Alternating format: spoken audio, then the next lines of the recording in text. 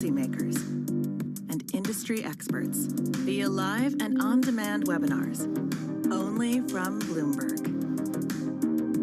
Start exploring to see what's moving the markets.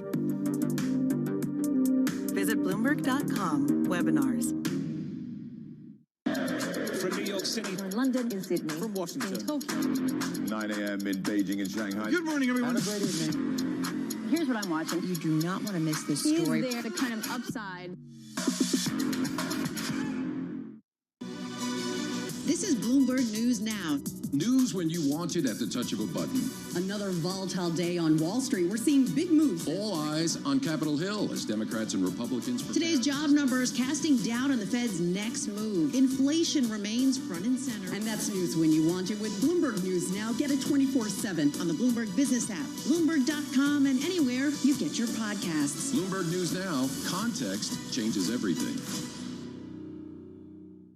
I think that it's hard to put your head around any narrative. Let's just be honest. We've had sort of a shift in, are we in some sort of stagflation fears moment? People were talking about that all day yesterday.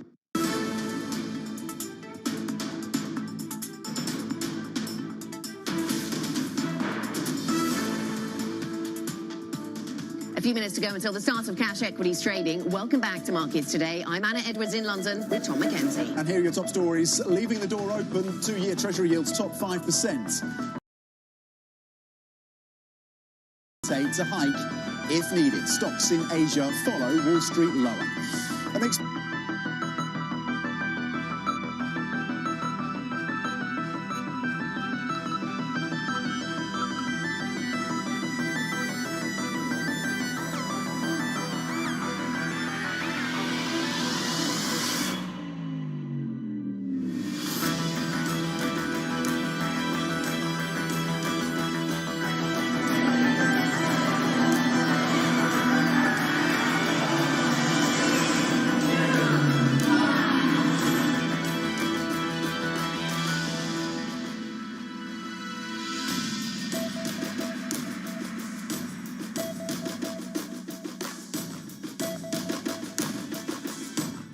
Assets in the mix as we head towards the start of the European trading day. MSCI Asia Pacific then down 0.9%, reflecting that risk off that, Tom, you were just talking about, that driven by Powell. That led to stock selling, yields higher as a result of renewed expectation that perhaps the Fed isn't done yet. S&P futures, though, do look as if they're going to bounce this morning, up by 0.2%. We'll keep that in mind as we head towards a Europe that looks a little weaker. The Brent price, 80.29, still hovering around 80. And I put in the German 5-year yield, but broadly speaking, yields in Europe have been following that US lead. We've seen higher yields in this morning's session. Tom? Broadly, futures across the major indexes pointing in the same direction, all down between 0.5 and 0.6%. So far, the CAC current looking to be the biggest loser at this stage, along with the FTSE 100. Around 0.6% is the downside being flagged, Anna. Okay, so we are expecting some weakness at the start of European trade, but as Tom just mentioned, a lot of that is follow-up from the Wall Street session of yesterday, and so whether we see that sustained is another question. As we mentioned, US futures have been pointing a little bit higher, looking for a bounce in those stocks today. And not a huge one, but some sort of bounce. So this is the negativity we're expecting. The Spanish IBEX down by 0.3%, the FTSE 100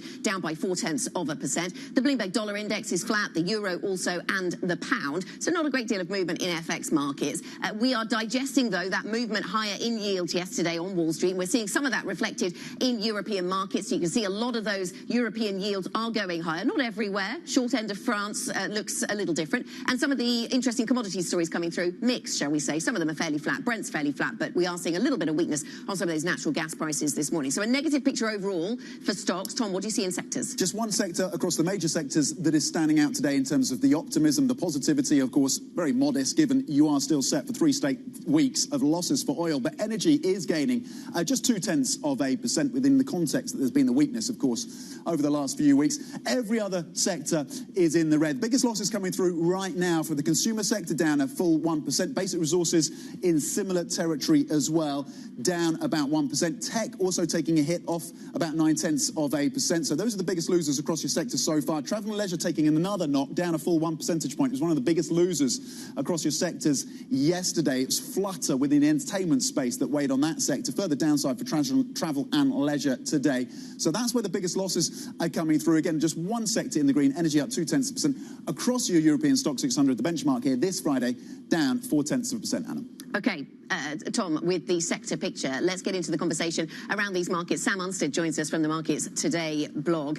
Let's start then, Sam, about what seems to be driving sentiment broadly across these markets, and that is some of the commentary that we've had from Jerome Powell around, leaving the door open, leaving things on the table, whichever metaphor you like, but there is the possibility of another rate hike. Yeah, I think not too far out of line with what we've heard previously, getting across that message that we're going to keep watching it. If we have to make another hike, then we will. I think this interplay that's been going on for the last few weeks, really, between market expectations and then what the central banks are actually saying. You had Noor Al-Ali, one of our colleagues on yesterday, who said markets are done. Markets, as far as they're concerned, we're done with hikes. So every single time that you then hear that potentially the hike may come again, the narrative changes. Back to that game. It kind of almost looked inevitable, didn't it? Yeah. It was the kind of the build-up. Is he going to be hawkish? Well, is he really going to sit there and say, yeah, we're done? That was never going to happen. So to some extent, it seems surprising that there was this market reaction. There was also the Treasury auction, right, which was a negative fact in terms of the 30-year, and a much broader question, and we're maybe not there yet, but a broader question in the back of some people's minds as to whether or not this is a US government that can continue to fund itself longer term. Yeah, that is a really good question, and that's actually a risk that is sort of underlying everything. Often we focus entirely on these comments. Like you kind of said, his comments were broadly in line with what I think I would expect him to say. But there are these underlying parts, the auction, there are risks around the government funding. And I think it's worth remembering as well, as we're seeing, red across the board this morning, and yesterday afternoon we did see a little bit of a rally. So some of it is just that unwinding of that. But we're seeing this happen really across the whole week. What about oil then? You flagged that there's some interesting dynamics here. It certainly stands out, as Tom, you were saying, energy, the only gainer really across European equity markets, or one of the few.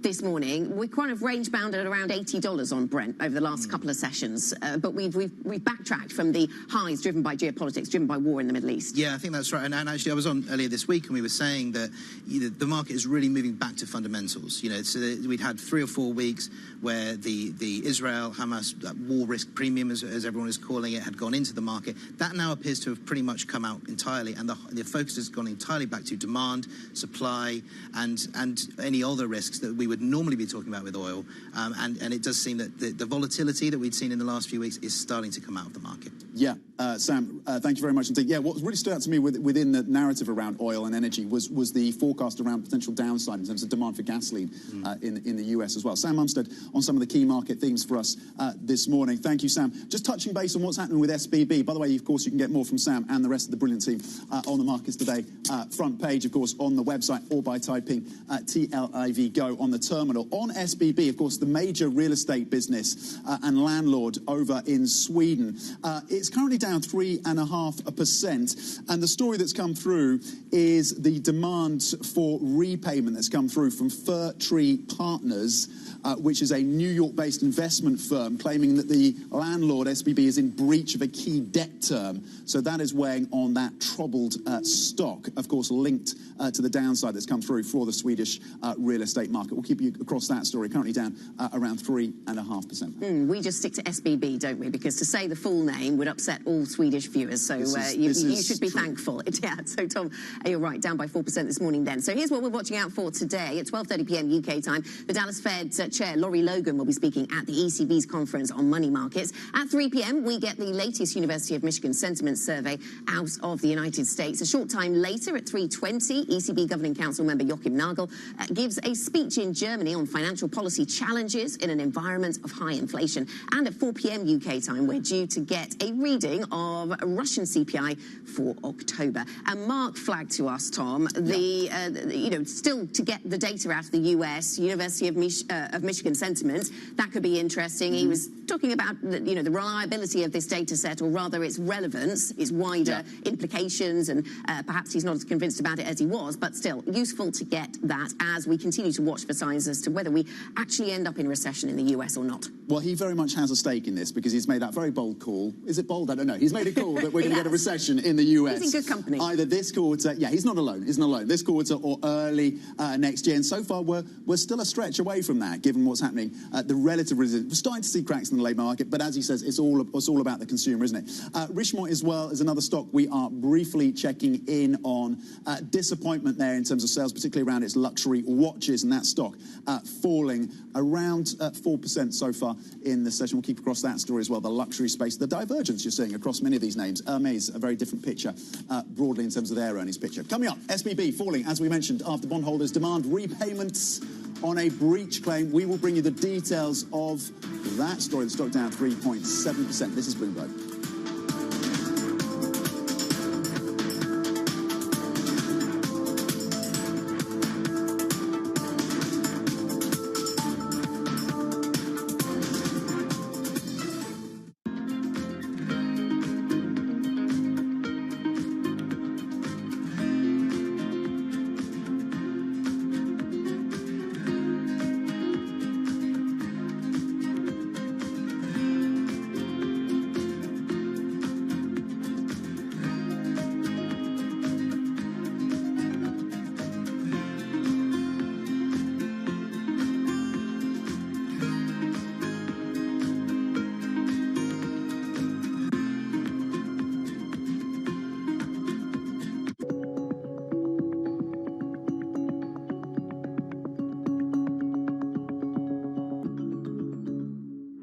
I used to have a data point I used to share that 75% of the people had never heard a phone ringing. Just think about it. I didn't say had never used a phone. They'd never heard it ringing. Today, 75% of the African people have a mobile phone. They use one, okay? And we will do the same with the internet in the next 5 years. You know, we will do it as an industry, as entrepreneurs. All we need is the space, and we need investment support, because we are the best investment case for this in the world.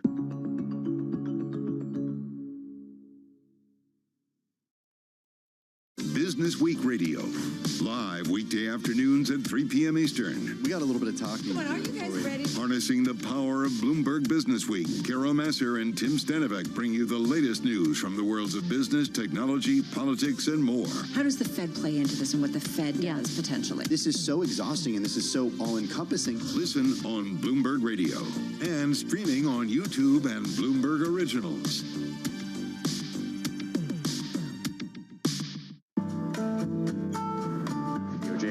Could face bigger challenges next. Fed was going to keep rate World Cup. This is a three. As the economic picture. Covering the intersections of Hollywood, Silicon Valley, and beyond.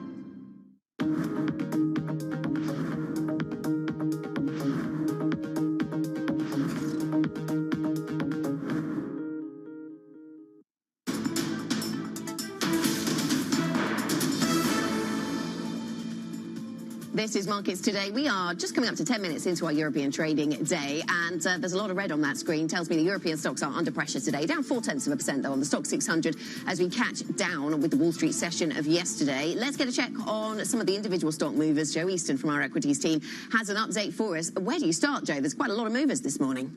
So as you say, Anna, lots of red on the screen at the moment. The big sucker punch coming from the drink sector. This is Diageo, now down around 8%. That's a big move for one of the UK's biggest listed consumer stocks.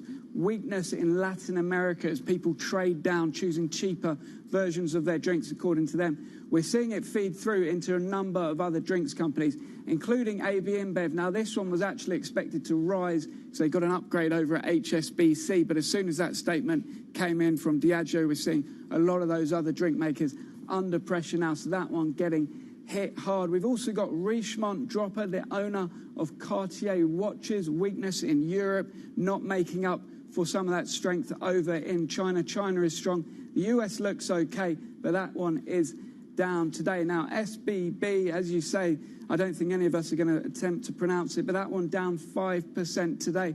They are seeing a hedge fund in New York reportedly ask for some money back that they've lent to them. That's breaking on the terminal at the moment. So that one dropping over in Stockholm. The real estate company is a persistent faller on our watch list at the moment for that one. Then we'll head over and see what else we've got. Lots of earnings still, even though it is a Friday. Now, Vontobel, I've just been told, is still halted. Now, this one is downgraded over at Citi.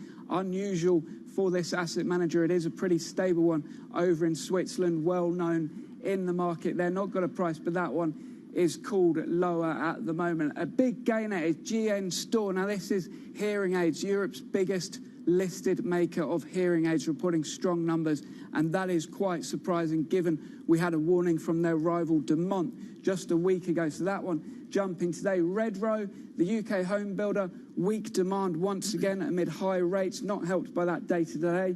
And Swatch is down as a read across from Richemont. So we're seeing lots of read acrosses from those consumer stocks at the moment.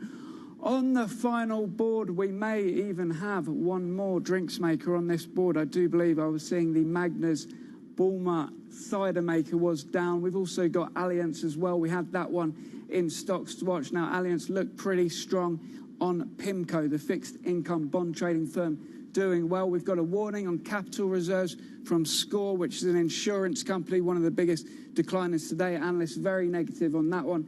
JCDecaux, the advertising company that makes all the billboards that you see at train stations and bus stops, that one reported earnings out of France last night and doing pretty well as well. And then Computer Centre, some negative analyst commentary from that one in the UK. UK tech a little bit weaker today. Lots going on as usual in the stocks market. Joe Easton, thank you very much indeed from our equities team. Let's get a macro picture now, zoom out a bit and reflect on what we've been hearing from Jerome Powell then as he poured cold water on Wall Street's dovish bets. Here's what he had to say then at that IMF conference in Washington.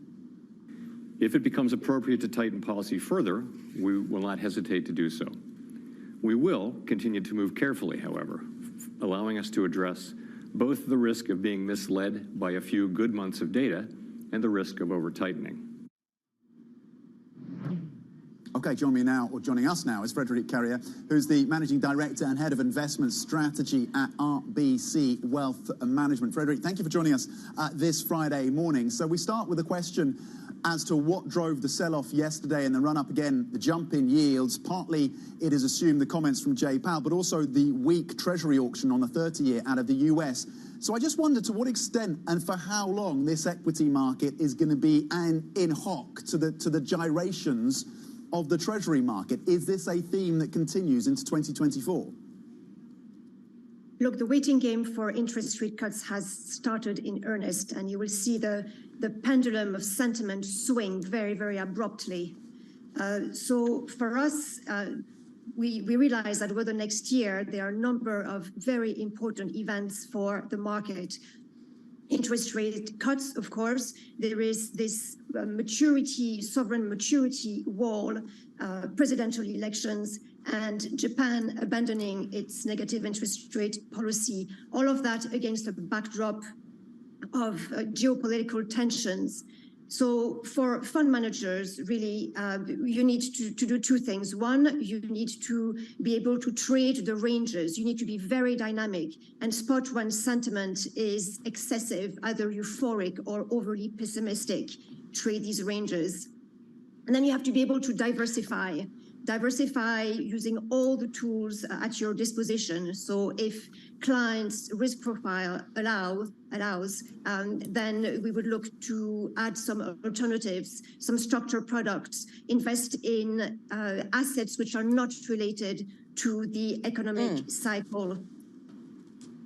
Okay, so that's the broad strategy, Frederic. Good morning. You said that the waiting game for cuts is on. How soon do you expect those cuts to come? We have a 3 handle on CPI in the United States now, expected to keep falling. But I saw an interesting recent report from the IMF, talked about how most unresolved episodes of they're talking about here about the sustainability of bringing inflation down. They involve premature celebrations where inflation decreased initially only to plateau or reaccelerate later, making the broad point that you can be tricked by falling inflation.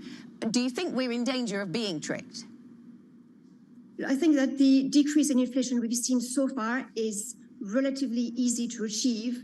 We're moving back from where we are now to 2%, and sustain that 2% is more of a challenge. With respect to what we expect from interest rates, we agree with the market in the second half of next year. We're really bringing down this inflation level, and sticking to it is going to be the challenge. You're underweight European equities. What changes that view? Is it a cut from the ECB? Would that change your take on European stocks? The European economy is weakening. The earnings season has been difficult. It's been in line with expectation, but with a strong contraction in EPS and strong contraction at the top line level, with sales contracting by 8%. We think there are further downgrades, and therefore we are underweight European equities. We have to wait in order to invest again. We have to wait for the economic cycle to start again. And so, yes, we would wait for the ECB to decrease interest rates before looking at it, European equities, despite the fact that valuations are very attractive. So you think there's a link then between falling interest rates from central banks and stocks going higher? It's not enough for rates to just stop going up? In the case of the European markets, it tends to outperform when economic momentum in the region is stronger than that in the US. So we have to wait for a recovery in Europe before going back into the market. You are market weight here in the UK equities, so you actually have a slightly more constructive view on UK equities than their European counterparts. Unpack that view, and why is it you think UK stocks are better positioned than gilts at this point? Look, we think that the UK market is a more defensive market. It is negatively correlated to global economic activity. So between that and the fact that it has a relatively strong weighting in defensive sectors, utilities, consumer staples, healthcare, the UK market is relatively defensive. And going forward, where we think that the global equity market is going to have muted returns, the UK market, in our view, is quite well placed. It's a very unloved market. It has underperformed for most of the years since Brexit, and valuations are extremely attractive. You can get many global companies which derive their earnings from abroad at very cheap prices. Clearly, there are going to be some hiccups, as we've seen today, but overall, over the long term, we think that there are some good bargains in the UK. Yes, and it's interesting. One broker pointing out in a note this morning I read earlier that it's interesting how the private equity sector is finding more value than in these stocks than the listed markets are finding. Frederic, sticking with the UK, you mentioned in your notes ahead of our conversation this morning that inflation expectations may have de-anchored, partly due to the government's promise to halve inflation. I mean, it looks as if we might get there. We might get to halved inflation by the end of this year, or something that looks a bit like it. I mean, what do you mean by that? What are your thoughts on de-anchored inflation expectations? Well, the government has sent the message very clearly that the aim is to halve inflation. So when you start from 10%, if that's your starting point, then inflation expectations could be 5%. And yes, we'll get there. But remember that the target is 2%. So it's really reasonable to expect that the public is now thinking that inflation going forward will be 5% or 3.5%, 4%. And that if expectations have risen, it makes the Bank of England's work a lot more difficult in terms of reaching its target. So we're looking at a situation in the UK with very muted growth and relatively high inflation, so stagflation. Remember, it's going to take some time before the full impact of interest rates are, ripple through to the economy. So another year, next year, of difficult economic growth.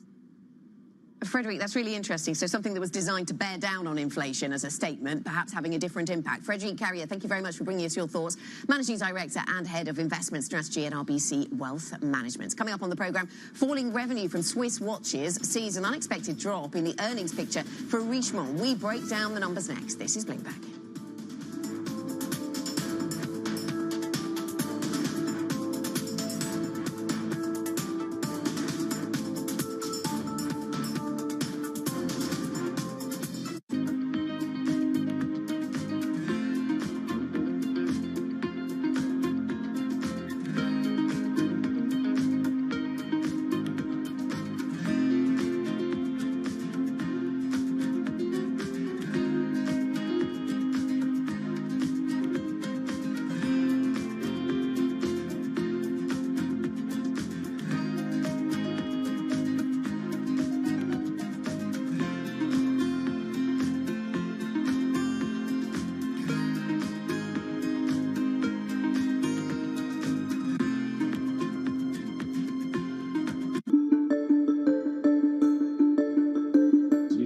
there's much oil to be found in the lower 48 at this point, or even in, let's say, Alaska as well, where mostly we know where all the oil is, and there's no more big Permian Basin kind of deposits anywhere? People have said that over time, and then we've always been surprised.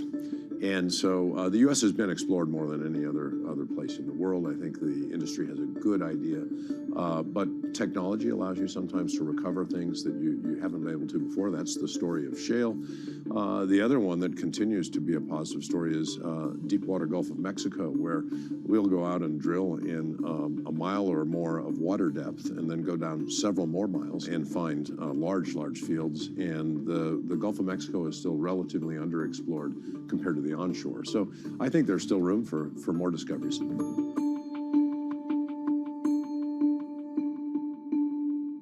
The top names at the Fed are on Bloomberg. The economy is handling much higher rates, at least for now, without difficulty. So notionally, that might tell you that the neutral rate has risen, or it may just tell you that we haven't had rates high enough for long enough. The bond market has tightened quite considerably. If financial conditions are sufficiently tight, our work is not necessary because we don't need to boost them more. Nobody covers the Fed like Bloomberg. Context changes everything. Good morning, good morning. This is Bloomberg Surveillance on TV and radio. Welcome to Bloomberg Markets, China Open. Good morning, everyone, and welcome to The Pulse. This is Bloomberg Technology. And welcome to Balance of Power. This is Bloomberg.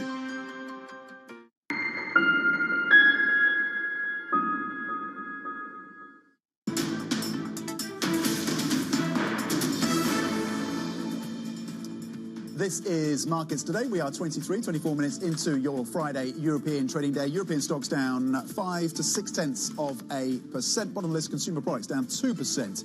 Top of the list, insurance just getting 0.7%. Let's get to the luxury sector now and break down the Richemont story, because that stock is dropping this morning after it reported an unexpected drop in earnings as revenue from Swiss watches declines. Joining us now is Deborah Aitken from Bloomberg Intelligence for the take on these numbers. Deborah, jewellery seemed to remain relatively robust, but it was watches where the weakness came through for Richemont.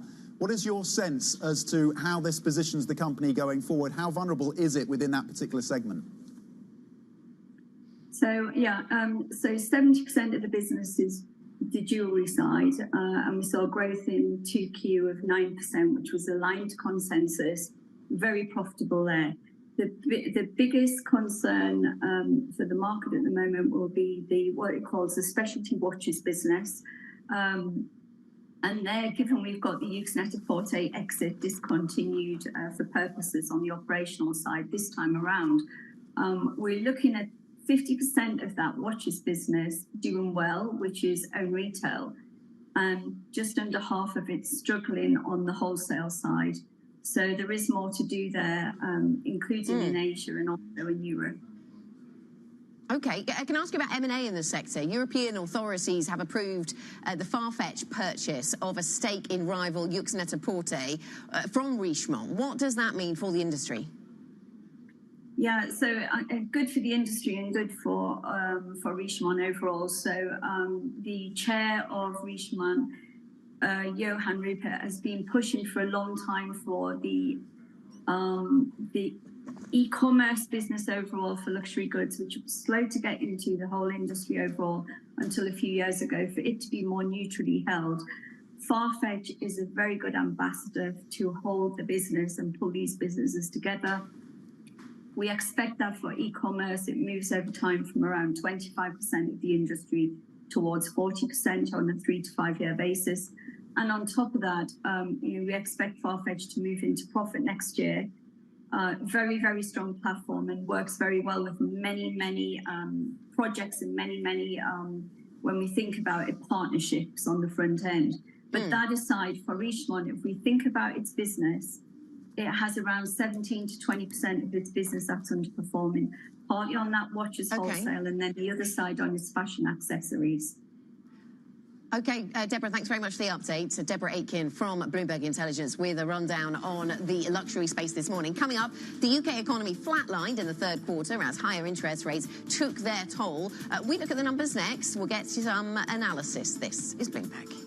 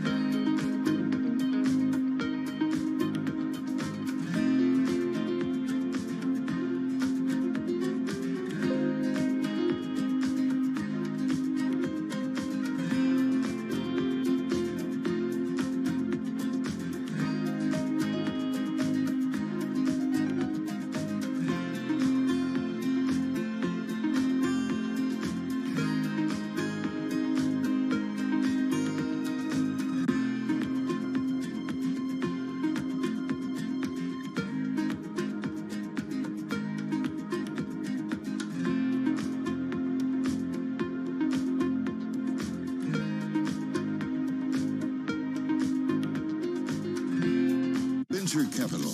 It's been volatile.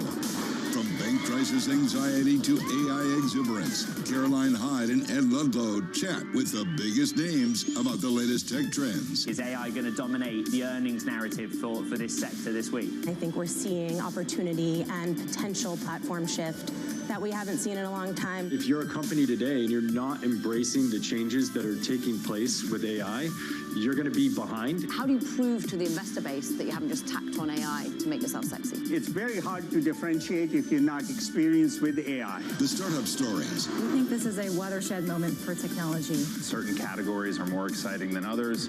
Right now, obviously, generative AI is a category that is very exciting to startup founders, customers, and venture capitalists as well. So what we are seeing is a new area of opportunities for new founders to come and change the industries that matter. And the real talk on realistic valuations. Some of the best opportunities are sitting right in front of us. How do you discern which ones are good on the marketplace right now? I think founders have woken up to the reality that taking on more money at higher terms doesn't necessarily play to their benefit in the long run. How do you actually invest?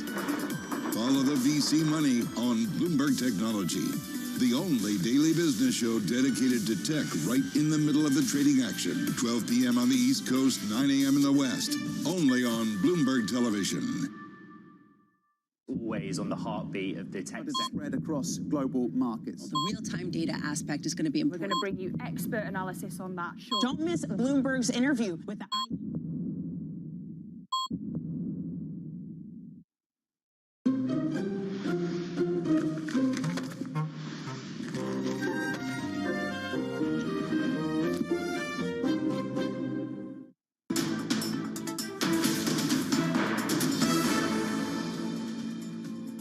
This is Markets Today. We're 30 minutes into our European trading day. Here are your top stories. Leaving the door open, two-year Treasury yields top 5% as Jay Powell reiterates the Fed won't hesitate to hike if needed. Stocks in Europe and Asia follow Wall Street lower. On the rocks, Diageo stock falls off the wagon as the drinks maker warns on profit. Swiss luxury giant Richemont also slumps as it surprises with an earnings drop. Plus, Chinese bank ICBC, the world's biggest lender by assets, is hit by a cyber attack, leaving traders and brokers scrambling. A criminal gang with ties to Russia is the suspected perpetrator.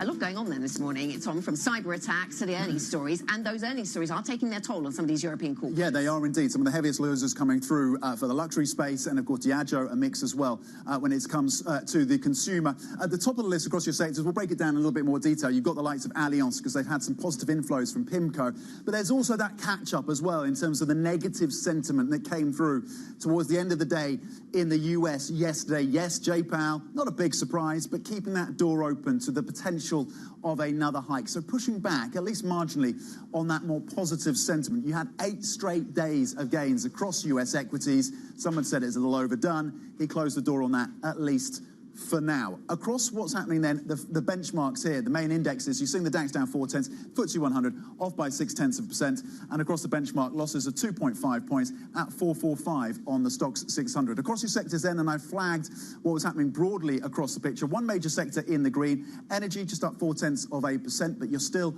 set for 3 straight weeks of losses for oil. Autos currently down 1.3%. Travel and leisure taking another hit. That was one of the biggest losers across your sectors yesterday. Further losses today, 1.6%. Food down 2%. Diageo is a big component within that in terms of the surprise cut to guidance. And then, of course, you have the luxury space weighing on the consumer. There's the hit there, 1.8%. You've got some of the major luxury names, not just Richemont, falling on the back of the disappointment around Richemont and its watches. So you have the likes of Hermès, LVMH also lower this morning. Tech also taking a hit, down 0.9%. Broadly, again, across the European Stoxx 600, we're down by 0.5% so far in the session, Anna. Okay, so a negative session underway. US futures pointing a little higher as they look to bounce from yesterday's losses. Let's talk about what's going on here in the UK, though. The UK economy flatlined in the third quarter, reducing the risk of a 2023 recession. But the data suggests Britain is facing a protracted period of stagnation as higher interest rates take their toll. Joining us now is Dan Hansen from Bloomberg Economics, who can talk us through his thinking on the UK. So when you look at this, you know, it's possible to take a glass half, well, it's possible to tell a positive story because you say, look, the data that we just got on September and the quarter is better than expected. Or you can take a more negative view and say, well, maybe that doesn't change my longer term the UK is flatlining story. Where do you stand on that? So I think I'm probably just about in the second camp still, but I think the more you go through time and the more we have these upside surprises, the more you're in a world where, as you've just described, a period of protracted stagnation. So I think there are a few things in the details that why I think that probably still isn't our base case. The first is household consumption. That fell on the quarter, and that's sort of quite a significant point. And actually, broadly, domestic demand was very weak. So the only reason the economy avoided a contraction, and as I say a contraction, GDP actually fell if you look at the numbers. It just didn't fall by enough to get you the minus 0.1%. But nonetheless, it's rounding errors, but that's sort of levels of detail we don't need to be in. But I think the broad point is that domestic demand is looking quite weak. The reason why the economy avoided contraction was because net trade boosted GDP. And actually, it's because imports fell, because people were buying fewer imports. They were buying fewer domestic goods, but they were also buying fewer imports. So I think some of the details underneath this number are probably weaker than people were expecting. So we were speaking to the UK economist at Santander early on the show, and she said this is a recession delayed, not a recession avoided. You share that view, and where does it put, in terms of your calendar, where are you marking the recession? So I think between the fourth quarter, which is obviously the next quarter we're going to get, and the middle of next year, we're going to be having this same conversation. Will it, won't it? Will we be there, won't we be there? We remain of the view that you'll get 3 quarters of negative growth over the next 3 quarters.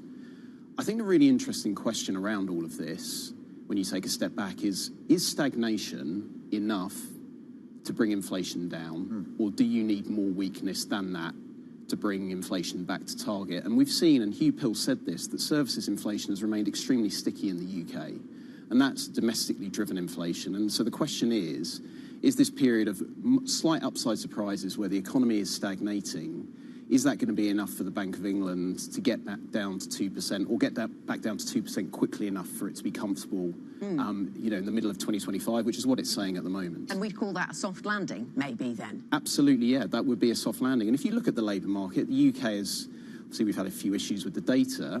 If you look at the balance between vacancies, which is sort of labour demand, and unemployment, which are the sort of 2 metrics we look at to judge labour market tightness, a lot of the adjustment has come through vacancies, which is essentially the less painful way of the labour market adjusting to weaker demand. We have had a marginal rise in unemployment, but it hasn't been large. So if you look at the broad picture as things stand now, you would say the soft landing story, the shift in balance of risk has moved towards that, I think, slightly. But as I say, we remain quite concerned that you sort of hit this floor with inflation, where you don't get to 2, you hit this floor between sort of 3, maybe 4, and you just can't bring it down if you just carry on going as we're going. Okay, so possibly the need, if that is the right framing, for a deeper recession to get that inflation down, possibly to that 2% target. On an economy that continues to muddle through, Dan Hansen with the analysis in terms of the data that came through across the UK earlier this morning. Thank you, Dan, from our Bloomberg economics team. Now to the corporate earnings story and back to the insurers. Allianz reporting a third quarter profit that beat estimates as its giant bond manager PIMCO continued to attract new money. We spoke to the company's CFO earlier on the market outlook. On the macro environment, we see there is, as you were saying before, there is this kind of inversion of the curve, which is about 40 basis points. I'm speaking about the U.S. Treasury curve between the 2-year and the 10-year. This 40 basis point is pretty much stable. Indeed, it was 40 basis point also a month ago. If you look 1 year ago, it was more or less at the same level. So now we need to see what happens clearly. Ideally, we would like to see the short end coming down as opposed to the long end going up. And we will see this is going to be dependent on what the inflation reading is going to be in the next months. Also on November 14th, we are going to have the new reading for the inflation in the US. I'm looking personally at the inflation in Europe. In the case the index is going to be stable in Europe in October compared to the September level, we might see an inflation in Europe which is about 3.5%. So we will see what happens, but if that's the direction, I might expect that we are going to see the curve slowly flattening and more the short end coming down as opposed to the long end coming up, and that will be clearly, from an Allianz point of view, also from a PIMCO point of view, the best case scenario. But as always, we need to see what the economic data are going to be in the next days and also in the next months. That was the CFO of Allianz speaking to Bloomberg's Kriti Gupta a little bit earlier on today here on Bloomberg TV. Coming up, the Chinese banking giant ICBC has been hit by a cyber attack on its US unit, preventing it from clearing trades. Could this have had an impact on treasury markets? And might Russia be involved? Plenty of interesting details in this story. We'll get into those next. This is Bloomberg.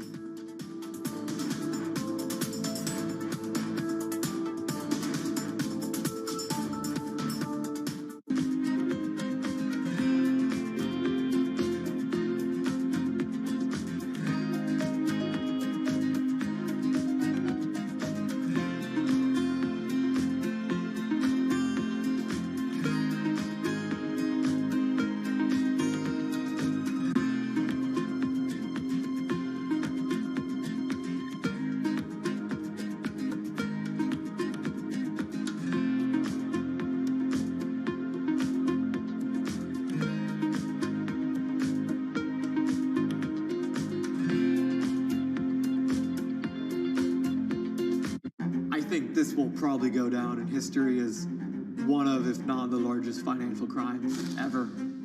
I cannot imagine a scenario where $8 billion just disappears.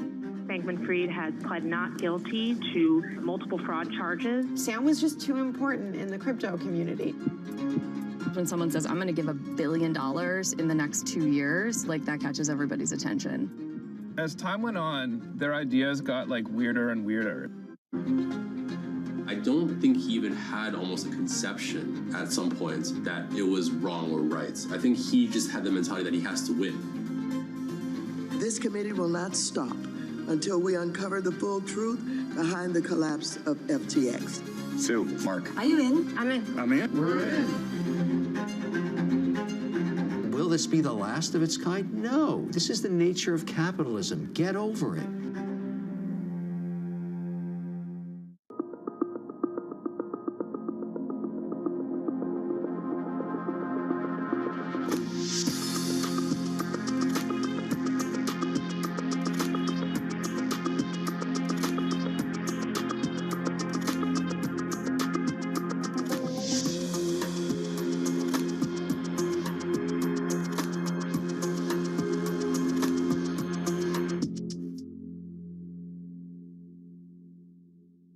This month, Bloomberg brings you the latest from China's 14th Annual National People's Congress, including China's COVID recovery, economic outlook, and geopolitical tensions.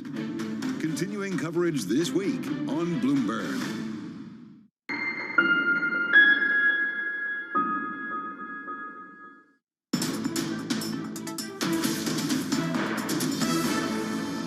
Creating $36 billion of demand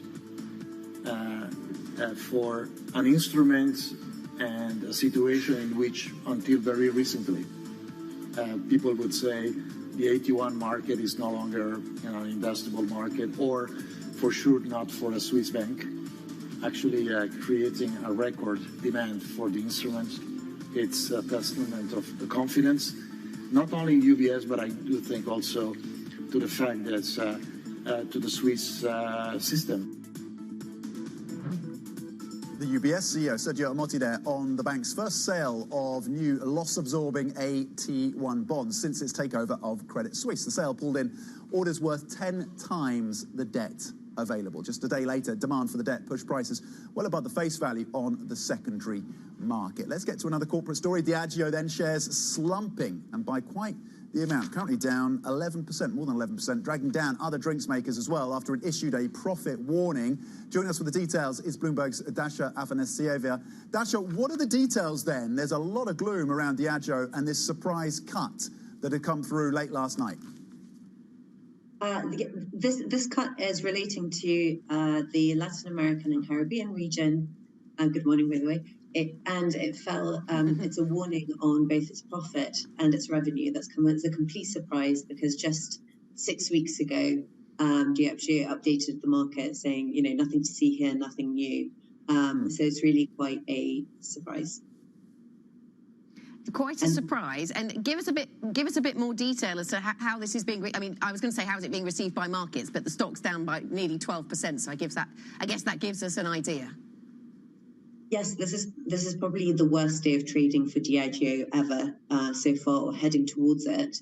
And I think the real worry is whether there's more to say about people's propensity to buy really expensive liquors, because what Diageo warned about is the macroeconomic situation in that region. And there's the coming off of COVID effect, but then there's also people's budgets being stretched, and will they keep trading up and buy premium spirits like Don Julio tequila and Johnny Walker whiskey? Okay, Dasha Afanasieva on the details around Diageo, again, as that stock slumps. As you say, the context important, given the downside we're seeing, currently down close to 12% as some of their customers trade down. Thank you for the context. Now, to what is happening across the cybersecurity space, a really fascinating story. The world's biggest bank by assets, ICBC of China, has had its US unit hit by a cyber attack, forcing it to use a messenger carrying a USB stick. Yes, a messenger on a moped or a motorbike, presumably carrying a USB stick to carry out trades. Let's bring in then Bloomberg's Jenny Serrain with the details. Jenny, what exactly has happened at ICBC? What do we know? Yeah, so yesterday they announced that they are aware of an issue within their U.S. unit, and it seems that they've been attacked by a criminal gang that has been attacking a lot of financial services firm, actually. And so I think this is just more of a continuance. You know, we've seen a lot of cyber activity, and it seems like it's really escalating here to really impact markets and the financial services firms that are among the biggest in the world. Yeah, and this, as you say, Tom, this playing out on the streets of New York and having a Wall Street impact, and even perhaps influencing Treasury auctions taking place. So tell us a bit more about the group that's allegedly behind this attack, because that's actually quite interesting. Yeah, and so our sources are essentially telling us that this is Lockbit, which is a Russian criminal gang that's known to be behind a few of the other attacks. Like we had Ion trading in the UK earlier this year. And so I think, definitely evidence that they have set their sights on the financial services market as one that is a lucrative and, potentially catastrophic one for what they want to carry out with their attacks. Yeah, and ransomware, we've seen an increase in ransomware, and you're continuing getting warnings from cybersecurity firms that companies need to take this really seriously. They need to vest around this. What steps can these companies, it looks fairly inevitable. You're going to get these attacks. How you prevent them, how you mitigate them, I guess is central. Yeah, no, absolutely. It's kind of fascinating when you hear the big bank CEOs. I think every single one of them, if you ask them what keeps them up at night, all of them say cyber. It's sort of that risk that's just lurking out there, and they really have no way of fully preventing it. Even if they spend billions of dollars, as they all do, it's just one that's kind of always lurking and in the shadows. And so, I think that's their big plan, is to just keep investing, keep trying to be smarter than the criminals. But, it's to your point, it's probably just a matter of time before we see more and more events like this. Okay, Jenny Serrain, thank you very much indeed on that cyber security attack on ICBC and the implications. Going back to the Diageo story briefly, that stock currently down 11.5%, so obviously flirting with that 12% level. At one point, it did drop to 12%. That would be the most since 1997, Anna. And I should point out that food, beverage and tobacco, the worst performing sector on the Stock 600 this morning, down by more than 2%. It's also perhaps weighing on consumer product groups as well. Diageo down, as you say, 11%. Pernod down 3.6%. Remy Cointreau down 3.2%. Campari, Unibrew, Britvic, loads of businesses in that same space being hit by this. Yeah, the ripple effects are being felt right now across and as a result of what Diageo has been saying. Let's get to some of the other top red stories on the Bloomberg terminal then this morning. Israel says it has struck back at an organisation from Syria that targeted a school in Israel's south. Earlier, the Pentagon said military personnel in Syria and Iraq had come under attack 4 times since a US airstrike on a Syrian arms depot. This as Israel agreed to implement what are being described as tactical local pauses of fighting in Gaza for humanitarian aid purposes. Novo Nordisk is to invest more than $6 billion, expanding its manufacturing facilities, and amid that soaring demand for its weight loss and diabetes drugs, the company, Europe's most valuable, says work will begin this year on the 170,000 square metre factory at Novo's existing facilities in Denmark. The blockbuster drugs Wegovy and Ozempic will be among the medicines produced. In the United States, West Virginia Senator Joe Manchin has announced he is not seeking re-election next year. His decision now makes it difficult for the Democrats to keep a Senate majority in 2025. In a statement, Manchin hinted at a potential presidential run as a third-party candidate. He is widely seen as the only realistic chance for Democrats to keep the seat in Republican-trending West Virginia. Portugal will hold a snap election in March after Prime Minister Antonio Costa unexpectedly resigned earlier this week. Costa is facing a probe into possible government corruption. The president says lawmakers will be able to give final approval to the outgoing government's 2024 budget. General elections were last held early in 2022. The former Prime Minister denies any wrongdoing. Spain's acting Prime Minister Pedro Sanchez has reached an agreement with Catalan separatist group for the votes needed to form a third government. The deal is part of a broader negotiation to pass a controversial amnesty for hundreds of activists who were involved in an illegal independence referendum back in 2017. Coming up, European equities trading lower this morning, tracking a global retreat after Jerome Powell warned interest rates may have to climb further. We're going to take a closer look at the Fed chair's comments. That is next. This is Bloomberg.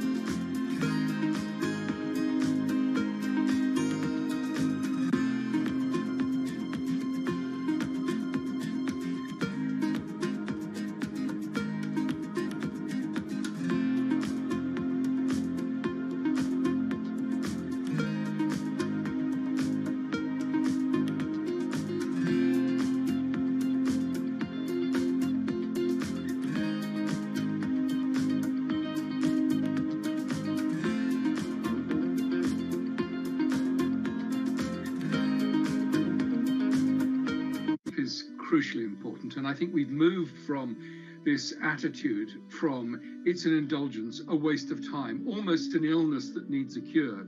For something as universally important to human life as sleep, mysteries surrounding its necessity and utility have only just been recently uncovered. Some of our biggest discoveries were in the 1970s or 1980s, and so it makes it a really exciting field because it seems as though we're uncovering new insights each and every day. Some scientists are going further to find out how sleep and what happens there can be harnessed to further expand our understanding. It's easy to memorize things. That makes you smart if you can spit back a lot of facts. But if you want to be wise, if you really want wisdom, you've got to know when and how and why to use that information. And that's what your brain figures out while you're sleeping.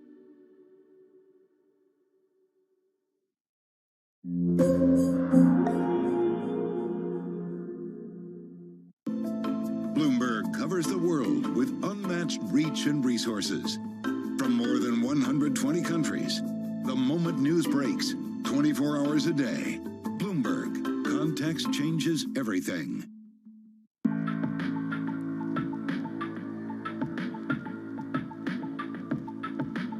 This is Bloomberg.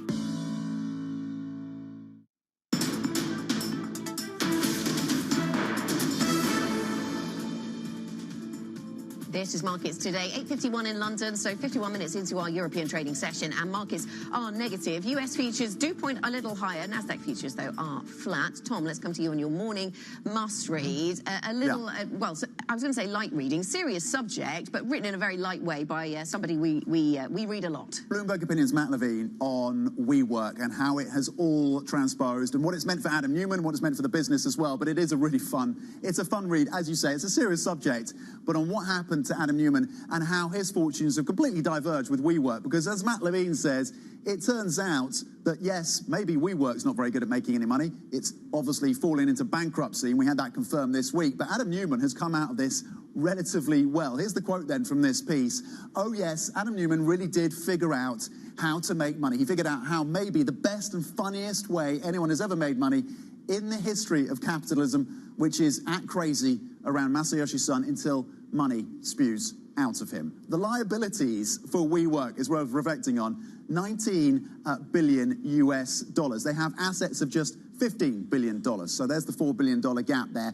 And SoftBank, of course, a major backer. There's Masayoshi Son. They've ended up being hit with about $14.2 billion. That's the loss for them on the back of their exposure to WeWork. Adam Neumann, meanwhile, walking away with $1.7 billion. This is worth your time. It's a fun read on a Friday, Anna. Okay, yeah, somebody we like to read a lot on this programme, Matt Levine from Bloomberg Opinion. Let's talk about what's happening in these markets. Ven Ram from the Markets Live team, also the Markets Live blog. We read a lot on this programme. Let's talk to him now about what's going on in markets. Ven, good to speak to you. And yesterday on Wall Street, today in Asia and today in Europe, we're hit by this negativity of higher yields once again, doubting this idea that perhaps the Fed is done, partly as a result of what Powell told us himself. Morning, Anna. Absolutely. I mean, the markets were running away with the idea that the Fed is not only going to stop raising rates, but they are also going to start cutting rates in the first half of 2024. Now, consequent to that, we saw a lot of loosening of financial conditions, and Powell yesterday wanted to walk the dog back a bit, and that's what we saw. And obviously, he's saying that the Fed is on hold, but the Fed is not about to pivot anytime soon. That's the message that the markets were glossing over. But as you said, yields are ticking higher today. They seem to have got the message. Yeah, and markets pushing back their forecasts, or at least their bets around when those cuts will come through, if indeed they do. And those are being pushed back, those forecasts, to later in next year. Meanwhile, I know you've been looking at what's happening in Italy as well, and whether we need to spend a bit of time thinking about the potential for periphery debt risks re-emerging in the Eurozone, Ben. Yeah, Tom, Italian bonds have had a sunny summer so far, even into the autumn. But the question is whether it's going to continue, particularly into next week. This evening, we've got Fitch reviewing the rating. Fitch, of course, has an investment-grade rating on them, and the outlook is stable. So even if they lower the outlook, Italy may get away with it for the next 1 week. But next week is big time for Italy because Moody's reviews their rating as well. And Moody's rates Italy just one level above junk, and the rating outlook is also negative. Now, if they lower the rating, that will have material consequences for peripheral debt and will send Italian yields spiraling higher because that will warrant a new risk premium on Italian bonds. Okay, Ben, thank you very much indeed with the analysis around the comments from Jay Powell and how the Treasury market has reacted, and of course the potential risks emerging for Italy and Italian BTPs. Ven Ram, of course, from our Markets Live team. Remember, you can get up-to-date analysis from Ven and insight from the rest of the team. Just go to MLIV, go on your terminal. Let's get back to the drinks makers then, and the surprise outlook cut that came through from Diageo weighing on the broader sector. Of course, Diageo is the biggest loser at this point, down at 11.3%. But as you have been mentioning, that ripple effect across the drink sector then, with the likes of Pernod Ricard, Rémy Cointreau and Campari all down between 3 and 4%. It's interesting to think about what has been driving this, and they quote the Latin American and the Caribbean business, which look materially weaker in the words of Diageo. So that's clearly an alarming phrase, but also caught the market off guard because of the quite benign trading update, as we were hearing from our colleague earlier, that Diageo put out just a few months ago. So that just perhaps gives us a sense of how quickly things might be shifting in certain industries in terms of the outlook. Just worth mentioning, Tom, that consumer products and services actually now the worst performing sector, and that's being weighed down by Richemont. So that sector weak, and also food, beverage, tobacco. Broadly across your European stock 600, losses of 0.6%, but S&P E-minis just heading into positive territory, up 0.1%. That is it for markets today. You can get insights from the rest of the team on the front page of the website. Stay with us. This is Bloomberg.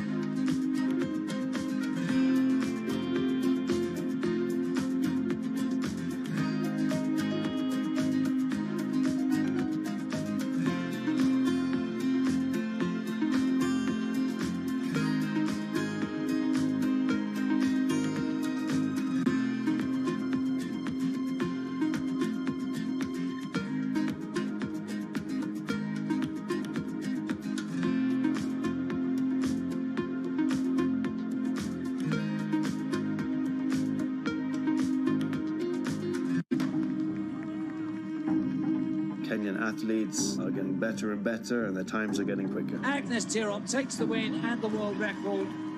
With all the success, there also is a dark side to it. And this comes about when men in the community look at women as prey. The sports fraternity is in mourning tonight. Our world beater Agnes Tirop was found dead today. When you're moving into the career of athletics, you have to carefully look at who are the important people in your life. Even in a partnership, it can move into manipulation. A lot of people let Agnes down. She felt that the threat was real. What she was told is exactly what happened to her.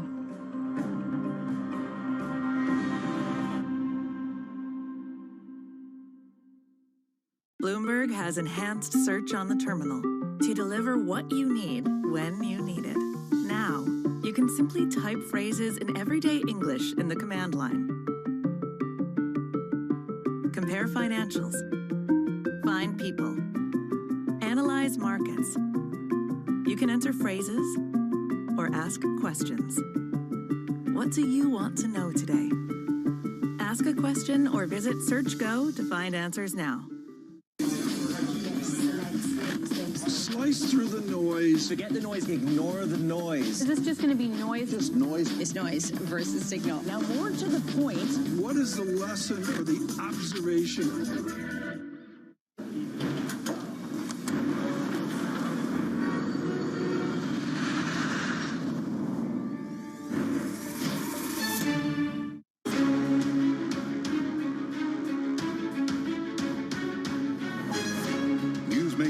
And market movers. This is The Pulse with Francine Lacqua.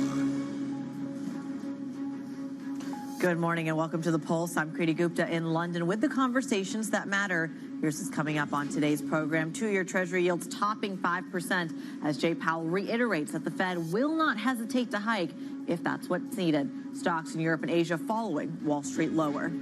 Meanwhile, on the rocks, Diageo's stock falls as the drinks maker warns on profit. Swiss luxury giant in the meantime, Richemont, also slumping as it surprises with an earnings drop. Plus, Chinese bank ICBC, the world's biggest lender by assets, hit by a cyber attack, leaving traders and brokers alike scrambling. So let's take a quick look at the European markets map here because, look, a lot of cross currents, a couple of earnings misses that are dragging down the Stock 600. You're really seeing that with the red on the screen right here. Take a look at that underperformance from the CAC 40, down about 0.8%. But even right here in the UK, also down by about the same margin. So really seeing some pain across Europe. You do have on some of the kind of the outskirts a little bit of outperformance, but that's really a function of light liquidity, light volume, not much trading. But when you're talking about the earnings stories that we just highlighted, that we're going to be diving in throughout the show, that's where the pain exists. In addition to this macro environment of simply what does a more hawkish Federal Reserve look like? Maybe that dovish pit the markets were pricing in isn't actually at play, and that creates a little bit of a pullback around the world, as we said. I want to get to, of course, those very comments. He spoke at an IMF conference in Washington. Fed Chair Jerome Powell saying that the U.S. Central Bank will continue to move carefully in its bid to tame inflation. The Federal Reserve did not, however, take the possibility of future hikes off the table. If it becomes appropriate to tighten policy further, we will not hesitate to do so. We will continue to move carefully, however, allowing us to address both the risk of being misled by a few good months of data and the risk of over-tightening. Joining us for more, Charlotte Ryland, Head of Investments at CCLA Investment Management. She joins me right here on set. Charlotte, a pleasure to have you, as always. Let's talk about these comments from Chair Powell first. The initial take, is this simply him just walking back the market interpretation of the FOMC? Is this as simple as that? I mean, I think the market's got itself terribly excited, having had that most of October being very depressed and saying high rates for longer. Then, you seem to sort of say, actually, maybe some of the employment data suggesting perhaps we might be moving back into cuts again. So I think this is just him saying, look, we'll make sure we carry on in this battle. If we need to raise rates, if inflation did pick up again, then we would be doing that. But I don't think it's a sort of a major shift in change. There was a commentary coming out of JP Morgan as well that simply a lot of the market reaction here is basically stuck between a rock and a hard place, that being on the one hand this Treasury issuance that we're seeing a really poor auction overnight in the U.S. relative to some sort of deceleration in the economy that speeds up. What's the bigger issue for you? I think for us it is about, do we go into recession? That's obviously been the big debate all year. We started off in January and there was consensus that it's going to be a recession. Clearly the US economy has been much stronger than people had been anticipating. But I think some of those headwinds are still there as we move into 2024. I mean, in terms of sort of those COVID savings that people were sitting on, in terms of the impact of higher interest rates and the lags that has. And there are some signs of weakness in things like the labour market. So it's generally been a pretty benign economy, but that continues to be sort of the big debate, I think, as we move into next year. Well, when we talk about the weakness in the labour market, and we saw this kind of in the corporate side as well, that because of these really weird cross-currents in the labour markets, these changes in the wages dynamic, it started eating into corporate profits, and then by extension, the amount of investment that you could see on an economic level as well. Is the labour market still the issue here, or are we now going back to this core principle of confusion in terms of whether or not resilience is a positive or a negative thing? Yes, exactly. It's good news on the economy, bad news because we get rates moving up. I think generally it's been a labour market which obviously got very disrupted by COVID. Participation rates have moved back up for most parts of the labour market, possibly not that sort of over 55 age group. So that has improved. I mean, if you look at Europe, obviously a slightly more complicated picture, particularly in the UK with Brexit and the implications that has had in terms of immigration, etc. But I think that labour market, having been extremely tight, there are some signs that that's beginning to loosen off a little bit, but certainly not a difficult situation yet. Well, I think what was so striking to me is when we've heard in the last, I want to say 3 weeks or so, we've heard it from the BOE, the ECB, the Fed, and then the BOJ. But it was the BOJ, don't worry, I won't ask you about Japan, but the BOJ commentary was really interesting to me because in his press conference, Ueda actively mentioned not only the wage dynamics in the United States, but he mentioned the Treasury sell-off in the United States as well, as in driving some of the market action in JGBs. And to you, my question is, do you start to see those same issues on the U.S. economy somehow feeding into the monetary policy thinking of the BOE and the ECB? I think the UK and Europe are always have an eye to what's going on in the US. I mean, clearly the economic situation in Europe and the UK is already weaker than that. You're seeing that in Europe, but particularly areas like Germany have particularly slowed down. UK GDP numbers slightly better than perhaps people expected this morning, but still not exactly great. So I think, but equally in the UK we have a much bigger problem in terms of inflation, and that still hasn't pulled back into the same extent you've seen within the US. But yes, what happens in the US clearly drives the rest of the world economy, and what the Fed does will clearly have big influence too. Yeah, the macro really putting a lot of pressure on the margin story as well on a corporate level. Charlotte Ryland of CCLA Investment Management, she is staying with us. We're not letting her go just yet, but it's that margin story I want to focus in on for a moment. I want to get the latest on 2 disappointing earnings reports, starting with Diageo. Shares slumping after it warned of a pretty steep slowdown in its Latin American and Caribbean division. And in the meantime, Richemont as well, the massive luxury maker, seeing sales of Swiss watches decline. Who better to dive into all of this than Bloomberg's Andrea Felstead? She joins me from Bloomberg Opinion right here on set. Good morning, Andrea. Let's start a little bit about the broader luxury market here. Is Richemont's report indicative of what we're seeing in the broader sector? Yes, definitely. It's the latest luxury group to say that we are seeing a slowdown from the very strong demands that we saw during the pandemic when consumers spent their lockdown savings, their stimulus payments on Cartier watches, Alea handbags. Those factors are now reversing and they are pulling back. Plus, the Chinese consumer is being much more cautious than many people expected. At the same time, when we think luxury, I think simply because of that kind of deceleration you've seen for a while, I feel like it's been inborn on both sides of the Atlantic. There's a question of M&A, and in the U.S. we've seen a lot of M&A, Tapestry, Coach, etc. In the in the UK. And in Europe, we've seen a similar kind of thread with Valentino, with Kering, and some of the trades there as well. There was a lot of speculation about Richemont's role in the M&A space. Now we know that they're selling a stake of YNAB to Farfetch. Is that still on track? Is that still a good idea? It looks like it. It looks like it is on track. It's a good idea for Richemont. They want to get the losses from YNAB off of their balance sheet. The problem is Farfetch is having a very hard time at the moment. The slowdown in online and aspirational luxury has really hit it. It's got a lot of debt. The worry in the market is that if Richemont wants to carry on with this deal, it is going to have to support Farfetch in some way. That's exactly the opposite of what it wanted to do by selling a stake in YNAB. I don't know how to make an elegant pivot here, so I'm going to try. When we talk about luxury, I guess we talk about spirits as well. Let's talk about Diageo. Exactly. You're exactly right. Diageo has felt some of the same effects as the luxury industry in the US, because it's those aspirational consumers.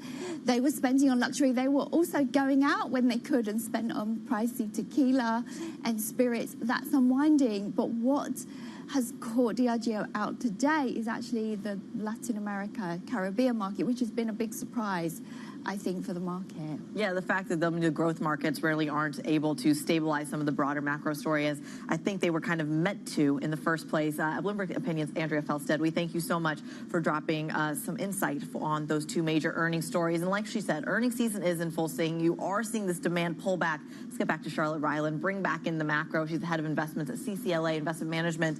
Look, we've talked about this margin story. Andrea just did a beautiful job of talking about this demand story in the United States as well. Recession has been a conversation 3 years now, 3.5 years now.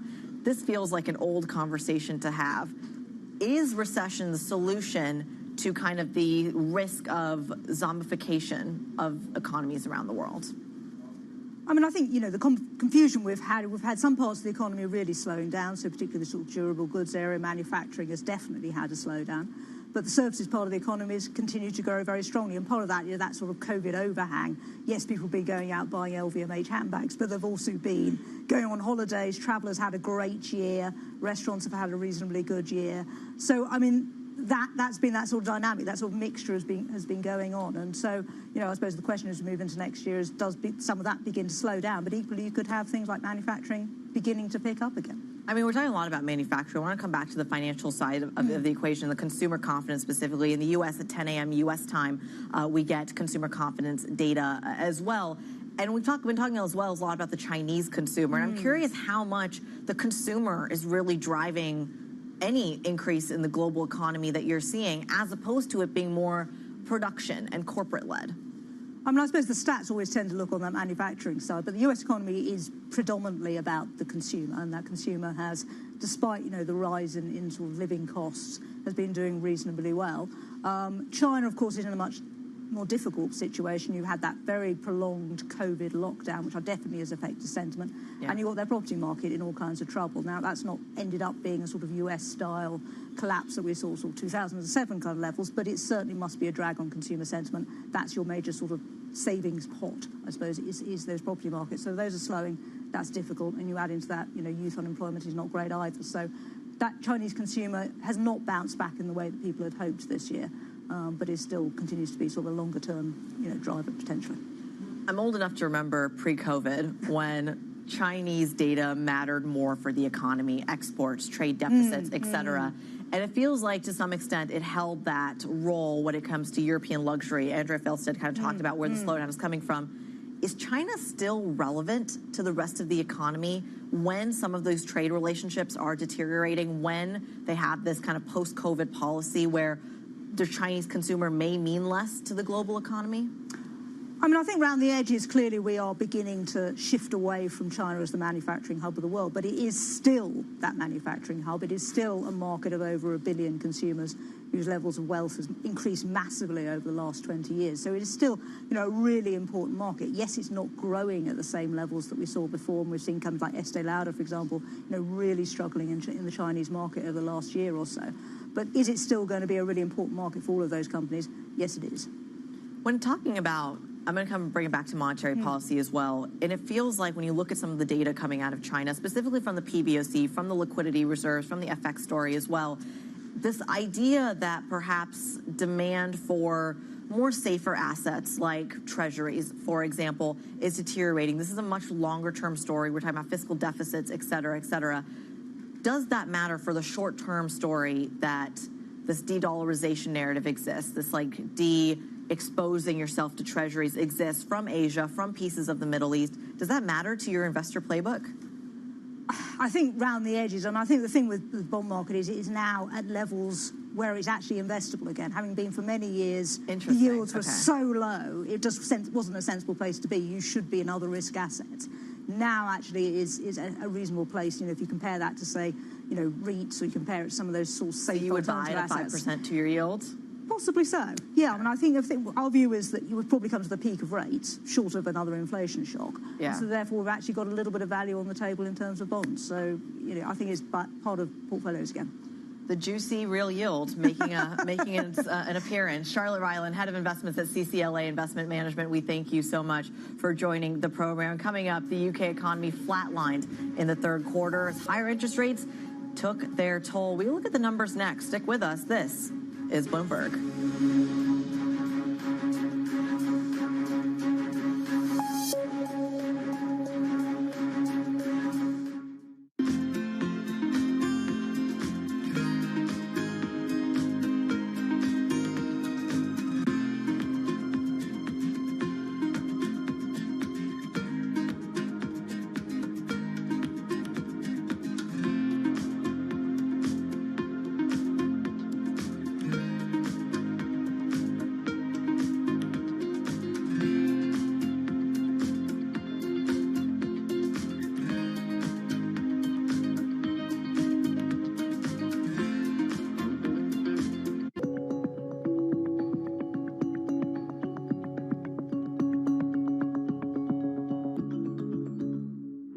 I used to have a data point I used to share that 75% of the people had never heard a phone ringing. Just think about it. I didn't say had never used a phone. They'd never heard it ringing. Today, 75% of the African people have a mobile phone. They use one, okay? And we will do the same with the internet in the next 5 years. We will do it as an industry, as entrepreneurs. All we need is the space, and we need investment support, because we are the best investment cases for this in the world.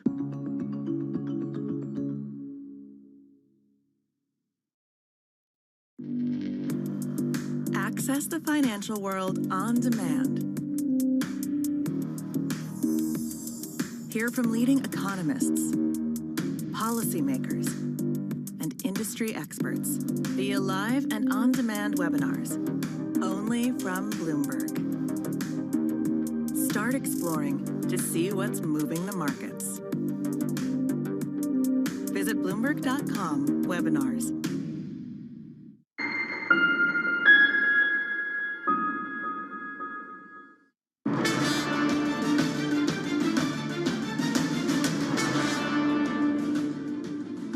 The conversations that matter and the insights you need. This is The Pulse. I'm Kriti Gupta in London. Now, the UK economy has flatlined in the third quarter, reducing the risk of a 2023 recession, but maybe suggesting that Britain is facing a period of stagnation. It all comes as higher interest rates take their toll. Joining us now, Dan Hansen from Bloomberg Economics. Dan, this question of a recession, we've been talking about it for far too long. Is it ever going to show up? It's a really good point. I mean, we've been talking about it, as you say, for the past 18 months, haven't we? And we've had another upside surprise this morning. I think if I look at the data this morning in isolation, it beat what we expected. We expected a small contraction. Am I confident that we're going to avoid a recession over the next sort of 9 months? No. I think we're going to be here having that same conversation, that balance between stagnation and contraction. I think that's going to happen probably until the middle of next year, at which point things might start to look a little bit better. So we haven't changed our view that there are going to be some quarters of negative growth over the next few quarters. And that really hangs from the point that if you look at the underlying data, the underlying GDP numbers, so if you look at consumption, that fell. If you look at investment, that fell. If you look at government spending, that fell. So the economy was saved by net trade. And actually that's sort of not really a strong story to be telling. Yeah. What we're telling, the upside surprise here is relative to expectations. That's the sort of good news. But in absolute terms, is stagnation a good story? No, it's not. Of course it's not. Well, Bloomberg Economics, prior to the print, led by you and your team, of course, had said that there might actually be a chance that we're already in a recession. Can you explain the logic to our audience behind that call? Yeah, absolutely. So, I mean, if you take, with UK GDP data, you get a monthly path of GDP. So we had July, we had August, and they look pretty weak. We expected a slight fall in GDP in September. We got a rise of 0.2%. So that really was the error on our part. The economy did a little bit better in September. But I think what we're basing our view on, if you take a sort of step back, is this idea that over the past 18 months or so, yes, we've said we've had stagnation, but we've also had very, very sticky inflation. So if you're sitting in the Bank of England, you have to look at the picture and say, what needs to be done to bring inflation back to target? And so for us at least, our view is that you need a little bit, potentially more weakness in the economy to loosen the labour market. And so if you're already at stagnation, the next stop is mild falls in GDP. So that's how the sort of thought process behind our forecasts. It's not the fact that there's been stagnation over the past 18 months. It's the fact that inflation's been very sticky, and that has an implication for the outlook for the economy. When you look at what is going to be the game changer, what's going to kind of be the straw that breaks the camel's back, so to say, when it comes to the sectoral pieces that make up the economy, whether it's financial services or manufacturing or what have you, what is that? What tips the scales into recession? Yeah, I mean, that's a really good question. I mean, I think if you look at investment in particular in the UK economy, so residential investment, it's fallen for the past 4 quarters. That's an interest rate sensitive bit of the economy. Yeah. I think the thing that concerns, as I said in the earlier answer, the thing that concerns in this particular print is consumption. Because what we had in the 3rd quarter was quite a big rise in real wages. So you would think, my spending power is going up, I'm going to go and spend more money. But actually what we found is that consumers didn't do that, they retrenched. Yeah. And so there's a story for the 4th quarter here as well, is that our real wage is going to drive the economy into growth in the 4th quarter. Yeah. The evidence of the 3rd quarter is that maybe consumers are getting a little bit concerned, and that potentially stems from the jobs market, where we have seen a little bit of loosening here in the UK. The unemployment rate has picked up. I mean, it's a lot to digest, and I think the wage story around the world, it's almost, the question is, how much more relevant is it going to become to the broader markets when you do have things like the trade balance, perhaps, to consider and to offset that? Dan Hansen, we have to leave it there from Bloomberg Economics. We thank you so much for your analysis this morning. Coming up, Allianz shares edge up after its giant bond company, PIMCO, helped bolster its 3rd quarter earnings. We're going to have more from the company's CFO on the market outlook next. Stick with us. This is Bloomberg.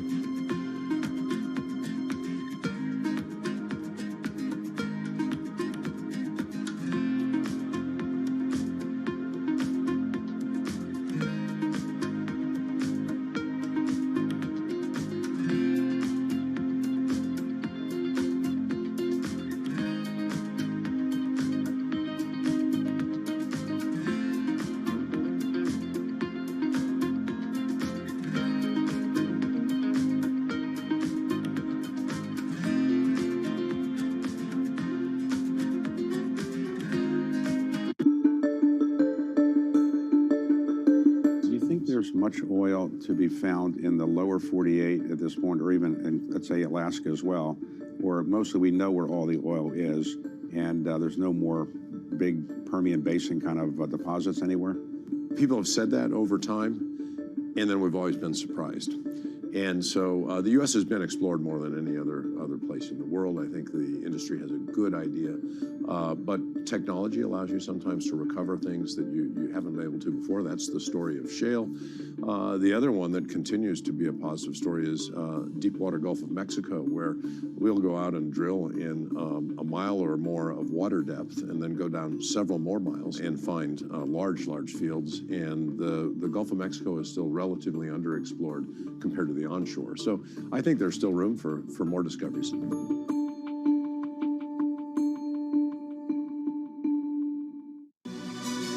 This is Bloomberg News Now. News when you want it at the touch of a button. Another volatile day on Wall Street. We're seeing big moves. All eyes on Capitol Hill as Democrats and Republicans prepare. Today's job numbers casting doubt on the Fed's next move. Inflation remains front and center. And that's news when you want it with Bloomberg News Now. Get it 24/7 on the Bloomberg Business app, Bloomberg.com, and anywhere you get your podcasts. Bloomberg News Now. Context changes everything.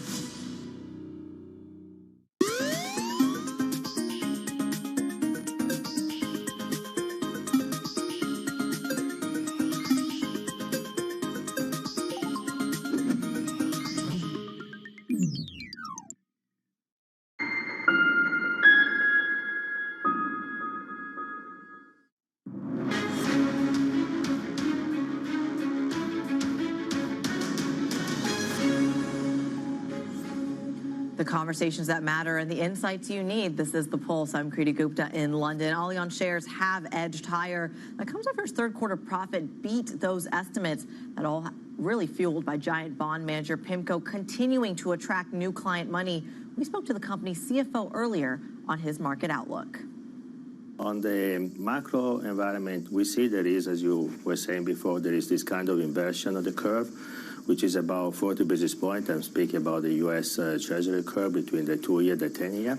This 40 basis point is pretty much stable. Indeed, it was 40 basis point also a month ago. If you look 1 year ago, it was more or less at the same level. So now we need to see what happens clearly. Ideally, we would like to see the short end coming down as opposed to the long end going up. And we will see this is going to be dependent on what the inflation reading is going to be in the next months. Also on November 14th, we are going to have the new reading for the inflation in the U.S. I'm looking personally at the inflation in Europe. In the case the index is going to be stable in Europe in October compared to the September level, we might see an inflation in Europe which is about 3.5%.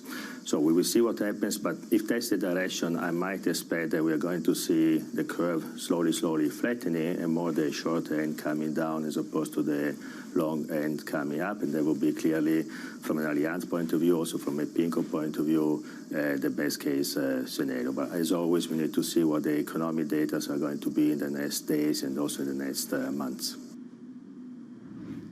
CFO of Allianz, Giulio Terzariol, there speaking about kind of the market dynamics. Remember, they are not only an insurer, but they are the parent company of PIMCO, the giant bond manager, as well. So in addition to watching the inverted yield curve, we're also going to be watching, at least for today, several things on your agenda. At 12:30 p.m. UK time, the Fed Dallas president, Lori Logan, speaking. Is she as hawkish as Chairman Powell is perhaps trying to convince the markets that they are? At 3 p.m. UK time, we're getting MISH sentiment data, consumer confidence numbers, probably going to shed a little bit more information on the U.S. economy. ECB's Nagel speaks as well. And at 4 p.m. UK time, Russian CPI for October.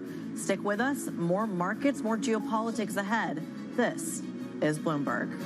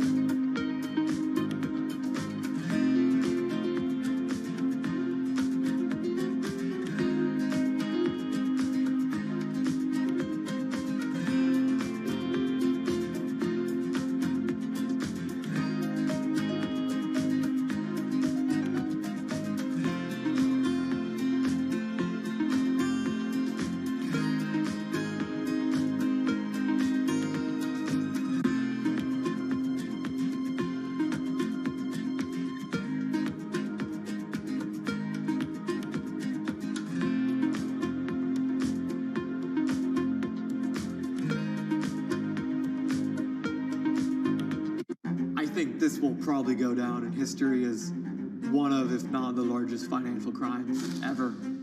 I cannot imagine a scenario where $8 billion just disappears. Bankman-Fried has pled not guilty to multiple fraud charges. Sam was just too important in the crypto community.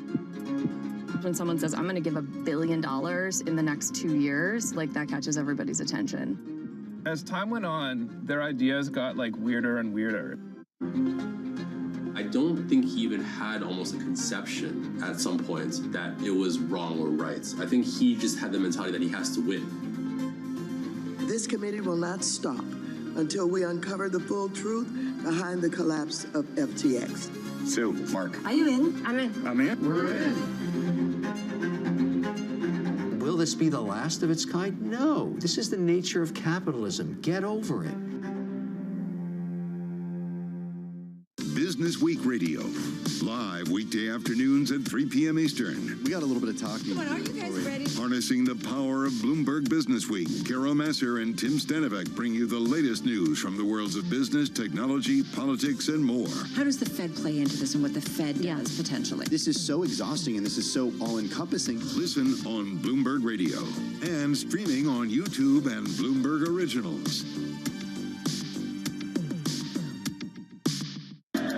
From New York City, From London, in Sydney, from Washington, in Tokyo. 9 a.m. in Beijing and Shanghai. Good morning, everyone. Have a great evening. Here's what I'm watching. You do not want to miss this story. He's there to kind of upside. Why do the biggest names in business choose Bloomberg? That is a great question. It's a great question. Great question. Great question. Best question I get all night. Bloomberg, top experts, great questions.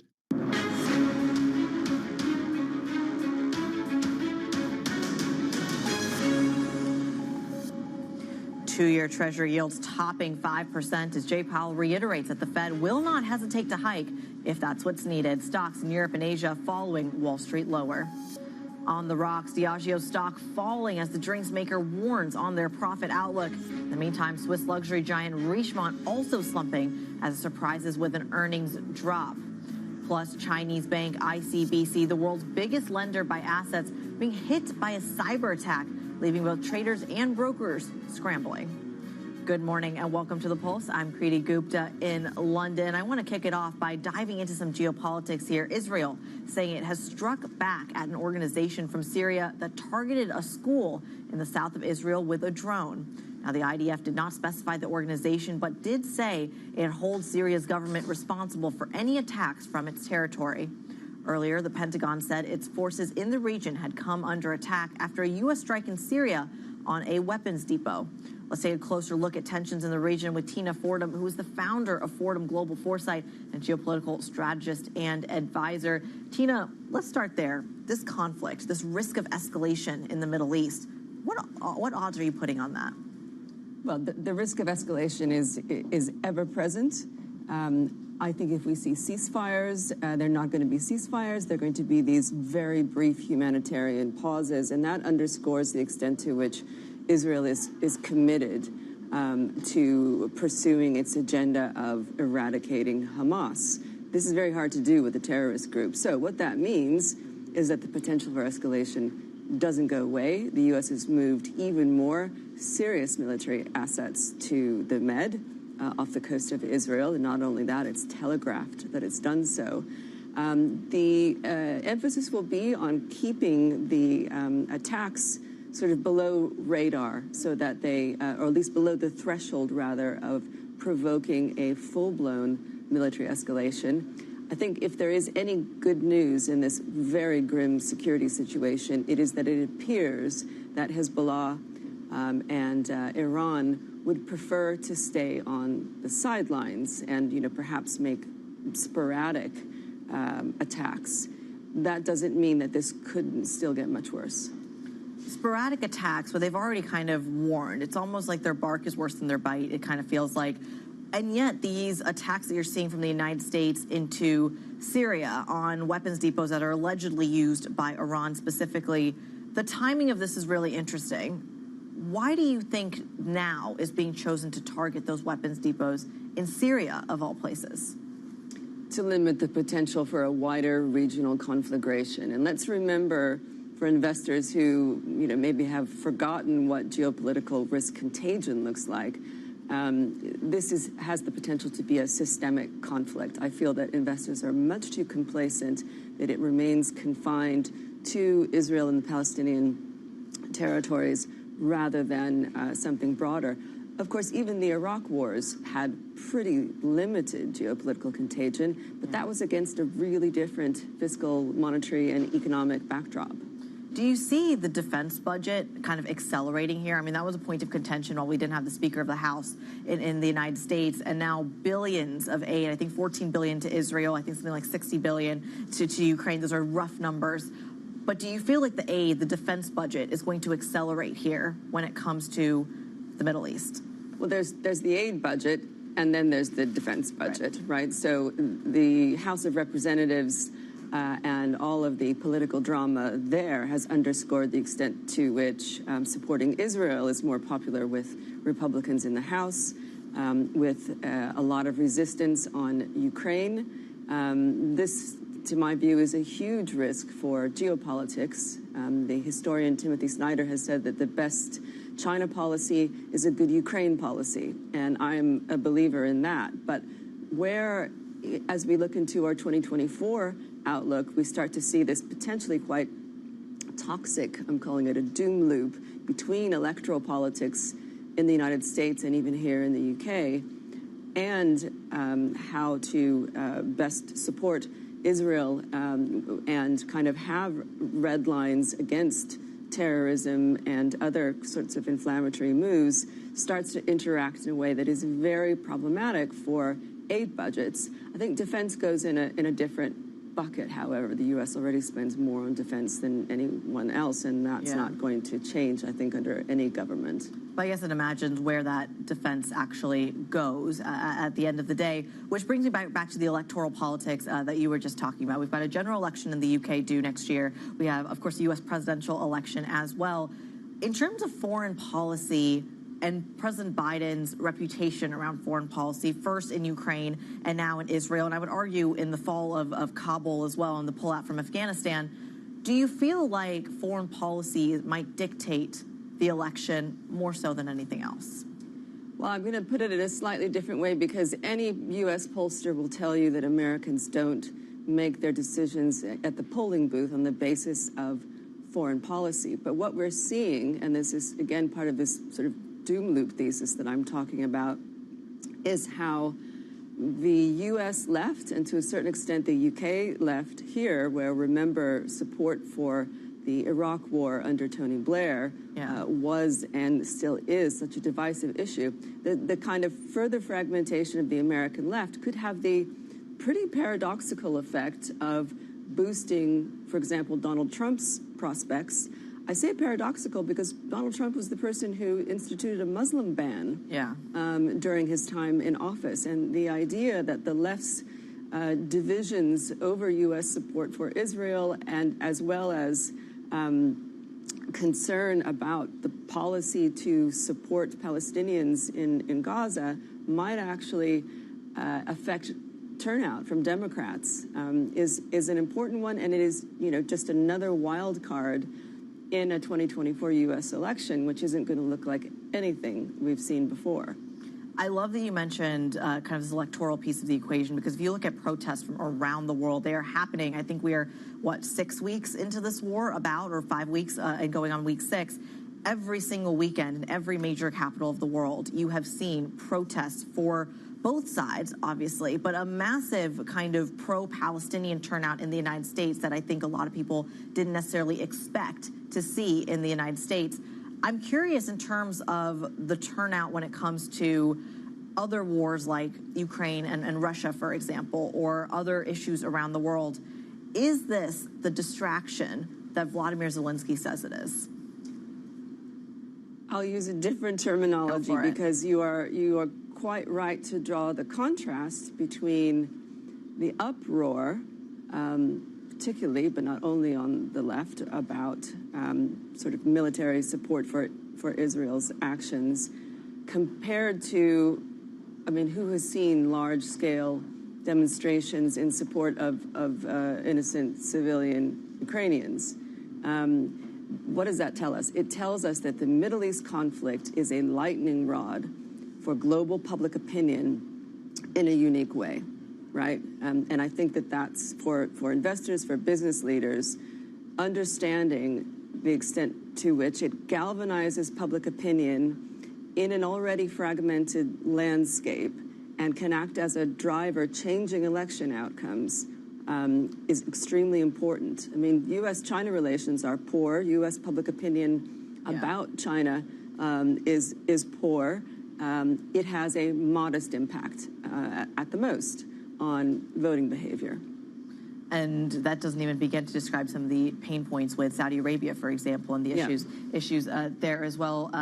Tina Fordham, sadly, we have to leave it there. I'm so sorry. I wish I had a whole hour with you. She's, of course, the founder of Fordham Global Foresight and a geopolitical strategist and advisor joining us right here on The Pulse. Now, as she was talking about, the Middle East has always been not only, as she put it, a lightning rod for geopolitics, but also a lightning rod and really a global crossroad for air travel as well. And that's where I want to go next. Now, rising tensions forcing airlines to add extra miles to flights as planes skirt around those war zones and potential conflicts. As a safety precaution, Bloomberg's Kate Duffy has the story. She joins me right here on set. Kate, a pleasure to have you on the set, on the program. Talk to us about how the approach has changed when it comes to air travel in light of this conflict. Yeah, so many airlines have stopped flying to Tel Aviv since the escalations last month. And there's no sign that they're going to reopen these routes until the conflict settles because of passenger safety. And this has made it ultimately harder for airlines to fly in and out of the region. But the situation depends on each airline. So for some airlines, for example, Lufthansa, they've stopped flying to nearby cities like Beirut because the violence is still strong. But other carriers such as Ryanair and Wizz Air, they've reported a slowing in demand in the area. So they've relocated their capacity to other regions of the world. So we're really seeing this big shift in operation in airlines. And the situation is even more tricky because of the Ukraine war and the consequent Russian airspace ban. And it means that airlines have a difficult choice to make when flying around the world because there are less options for them in terms of flight routes. It's interesting that we talk about that, and you mentioned Ryanair as well. Ryanair, just off the top of my head, I think canceled something like 900 flights to Tel Aviv alone just in the month of October. To what extent is it eating into their bottom line? I mean, we know this is maybe the flight routes themselves are longer, but how much damage is it doing to some of these companies? Yeah, I mean, more time in the sky means more fuel burn, and that ultimately leads to higher fuel costs, especially in the current environment. And it makes it more expensive for these airlines to fly to the destinations that they serve if they have to fly around these banned airspaces. An extra hour of flying can cost more than $7,000. So, I mean, if they have to reroute, it's a big decision to make. Now, they can do. Some airlines, they could fly around the Middle East, go north and cross over Azerbaijan, or they could go south and cross over Egyptian airspace. But it's not a simple fix. It adds on a lot of hours to the routes, and it costs a lot more money too. What does hedging look like in then? Because if we're talking about not only geopolitical risk that's going to push up oil prices as it did off of this conflict, but to the point that this is going to cost an extra $7,000 an hour, it sounds like hedging is the way to approach it. Yeah, absolutely. And airlines do have their oil hedges to some point. But in the current situation, obviously, fuel costs are high, and that creates ultimately a higher ticket for the passenger as well. So we are seeing a lot of market share going more towards, for example, Chinese airlines instead of potentially European airlines because they have shorter paths and they can cross over Russian airspace because they're not subject to Russian airspace bans like the likes of European carriers. So yeah, there's a big shift in airline operations and all sorts. It's certainly something we're going to be keeping a very close eye on, of course, as this conflict and the risk of regional escalation increases. We just had Tina Fordham talking about that. This is kind of omnipresent issue that a lot of investors and corporate leaders alike are thinking about. Bloomberg's Kate Duffy, we thank you so much for walking us through that story. Now, I do have some breaking news for you. Italy's FTSE MIB stock index does not seem to be updating. Looks like that's coming straight from the Borsa Italiana, basically saying that the value of the index itself is not bringing us the current numbers. Now, we don't have much else yet, much context yet on what that looks like or what the reasoning is. But of course, that is the headline that we are seeing right now. We will bring you more information right here on Bloomberg Television as we get it. But for now, Italy's FTSE MIB index, the stock index, not updating. Now, coming up on the program, AstraZeneca joins the weight loss drug race. CFO Aradhana Sarin discusses plans to develop a cheaper obesity pill. I'm going to bring you our interview next. Stick with us. This is Bloomberg.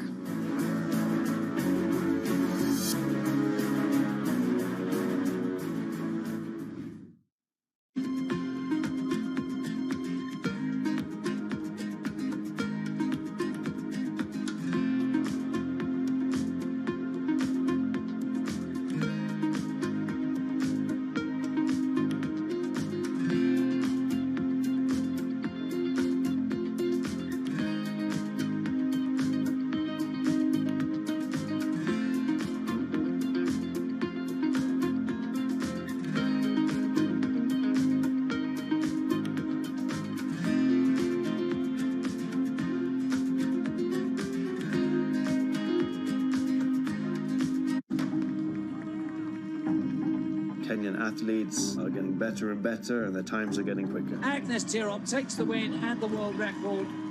With all the success, there also is a dark side to it. And this comes about when men in the community look at women as prey. The sports fraternity is in mourning tonight. Our world beater Agnes Tirop was found dead today. When you're moving into the career of athletics, you have to carefully look at who are the important people in your life. Even in a partnership, it can move into manipulation. A lot of people let Agnes down. She felt that the threat was real. What she was told is exactly what happened to her.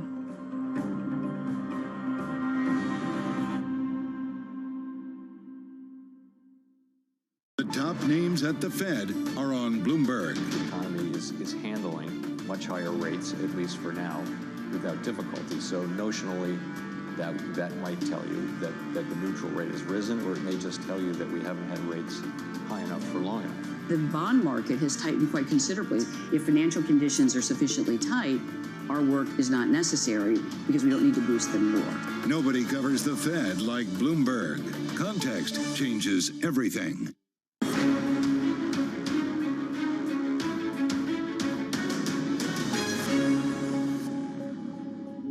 For the last 4 decades or so, globalization has powered the world economy. After the end of the Cold War, what really accelerated was the economic integration of big nations. As I signed the North American Free Trade Agreement into law, we are ready to compete. What made sense for businesses from a profit motive standpoint, from a cost and efficiency standpoint, was generally also supported by governments when it came to developing really complicated supply chains around the world. The more countries work together, the more their economies are linked, the more likely they are to be at peace with each other, and that therefore is good for the world. We're clearly not on that path anymore. There's a lot of uncertainty about what is ahead. There is a group of economies who are navigating the middle of this geopolitical divide. You can call them the connector economies. It's a rethinking of globalization and to some extent of regionalization, and it changes everything.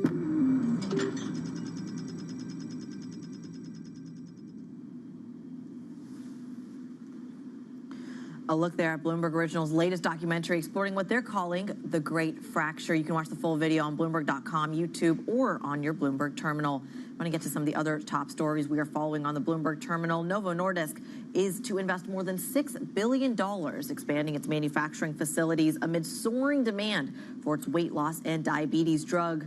The company's, the Europe's most valuable, says work will begin this year on the 170,000 square meter factory at Novo's existing facilities in Denmark. Now, the blockbuster drugs Wegovy and Ozempic will be among the medicines that are produced. Over the United States, West Virginia Senator Joe Manchin has announced he is not seeking re-election next year. His decision now makes it difficult for the Democrats to keep a Senate majority in 2025. In a statement, Manchin hinted at a potential presidential run as a third-party candidate. He's widely seen as the only realistic chance for Democrats to keep the seat in Republican-trending West Virginia. Back here in Europe, Portugal will hold a snap election in March after Prime Minister Antonio Costa unexpectedly resigned earlier this week. Costa is facing a probe into possible government corruption. Now, the president says lawmakers will be able to give final approval to the outgoing government's 2024 budget. General elections were last held early in 2022, and the former prime minister denies any wrongdoing. In Spain, acting Prime Minister Pedro Sanchez has reached an agreement with a Catalan separatist group for the votes needed to form a third government. The deal was part of a broader negotiation to pass a controversial amnesty for hundreds of activists who were involved in an illegal independence referendum back in 2017.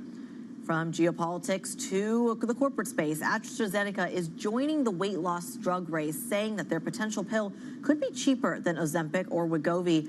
CFO spoke with us about the company's plans to develop an obesity pill. Obviously, we had a very strong quarter in the third quarter, but we also increased our guidance for the year. with a few months to go, just given the strength we're seeing.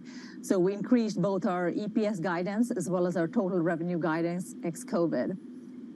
There is a lot of excitement around the obesity space, as you know. The current products on the market are both injectable products that are available. And the license agreement that we did with Echogene is for an oral GLP-1. This is still early in development. It is in phase 1, and we expect to take it into phase 2 towards the end of next year. Because it's an oral molecule, it's obviously easier to manufacture, and we hope that over time, most of the market, as more oral products come into the market for obesity, the market will transition to more oral. When we did surveys and we talked to patient preference, more than 2/3 patients obviously would prefer an oral product. So we think there's a lot of potential in the obesity market. Aranda, good morning. It's Guy. What do you think is having the biggest effect on the stock today? You're up by 2 and a bit %. You're pushing the FTSE 1 higher by around 14 points. But I'm wondering what you think that is. Is that your great numbers? And is that your guidance change? Or is it the fact that you're doing this in obesity? Because as you say, the buzz is there. I'm curious as to how you're kind of thinking about how you're going to drive share price forward at the moment, and to what extent this decision to get into this space was a kind of precursor to that. So I can't really speculate on the stock price, but I think it's a combination of multiple factors.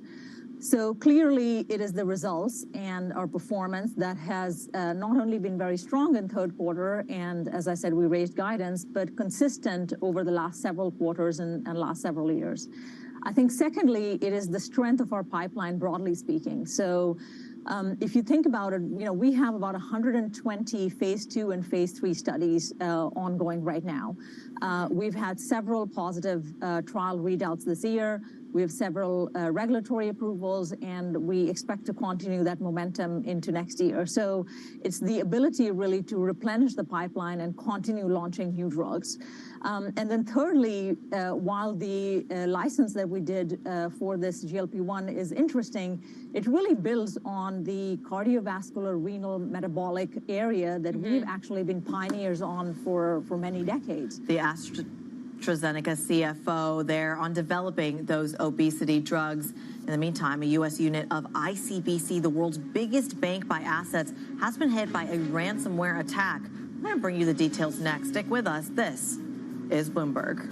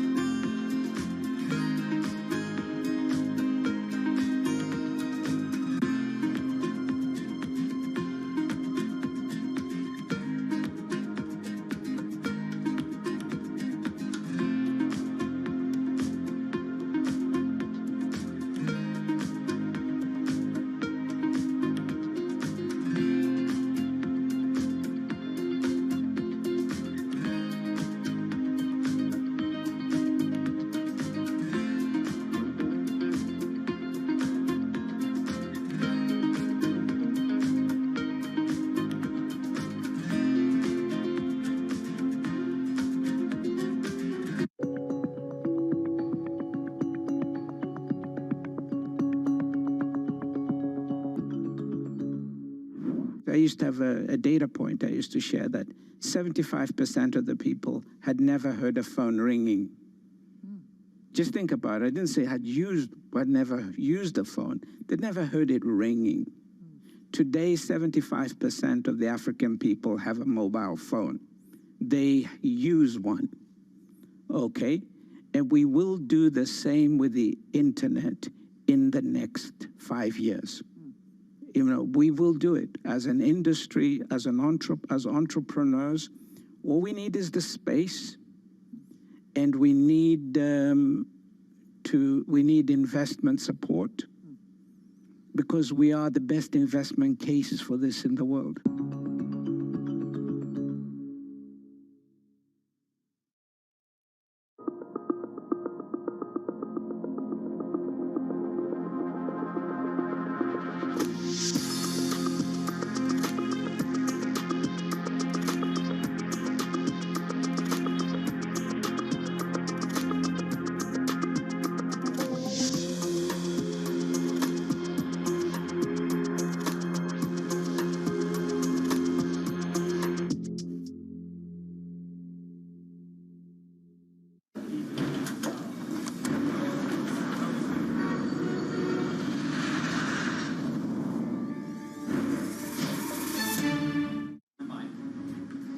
Now an update for those of you who are watching the Italian FTSE MIP index. It had stopped updating briefly. I'm now happy to tell you that it is resumed updating. And of course, we had a brief moment there with the FTSE 100 and 250 as well, but looks like that has resumed updating as well, according to Bloomberg data. I want to go to one of our other top stories here. The world's biggest bank by assets, ICBC of China, has had its U.S. unit hit by a cyber attack, forcing it to use a messenger carrying a USB stick to carry out some of the trades. Bloomberg's Jenny Serrain is all over the story. Jenny, very quickly, what do we know? Yeah, I mean, this is one of the world's largest banks, and they have admitted that they know that there's a problem in their U.S. unit. It's delaying some of the work that they do on the market side, and yeah, they're still investigating and trying to get to the bottom of how exactly this happened. Do we know who's behind it? So we have sources telling us that it's Lockbit, which is a criminal gang out of Russia that has actually perpetrated similar attacks on other financial services firms. You remember Ion earlier this year. So definitely somewhat of a known entity, but I think we're still kind of waiting for more official statements on that. And can anything be done to prevent this in the future?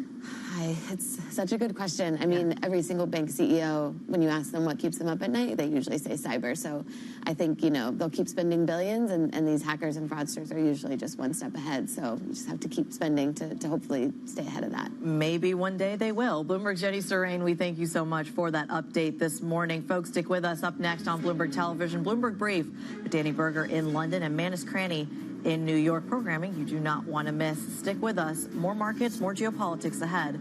This is Bloomberg.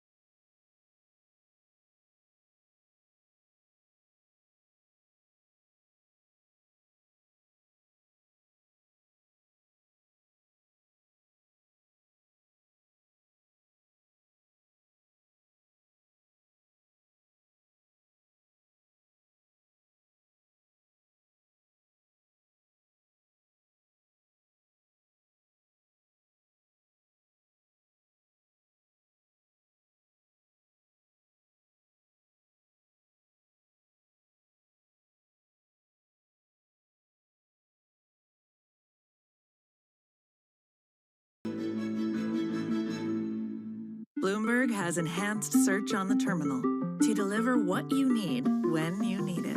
Now, you can simply type phrases in everyday English in the command line. Compare financials. Find people. Analyze markets.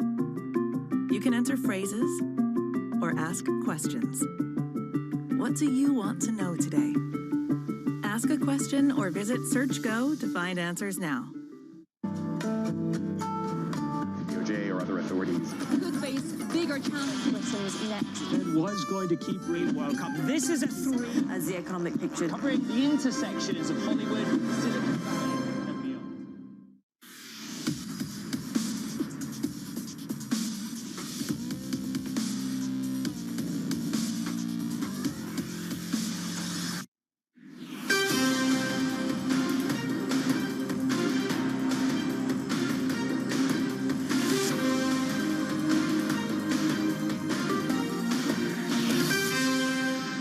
Good morning from our world headquarters in New York. I'm Manus Cranny. And from our studios in London, I'm Danny Berger. Welcome to Bloomberg Brief. Let's set your agenda. 2-year Treasury yields top 5% as Jerome Powell says the Fed won't hesitate to hike again if needed. Joe Manchin buys out. The West Virginia senator announces he won't seek re-election, a blow to the Democrats.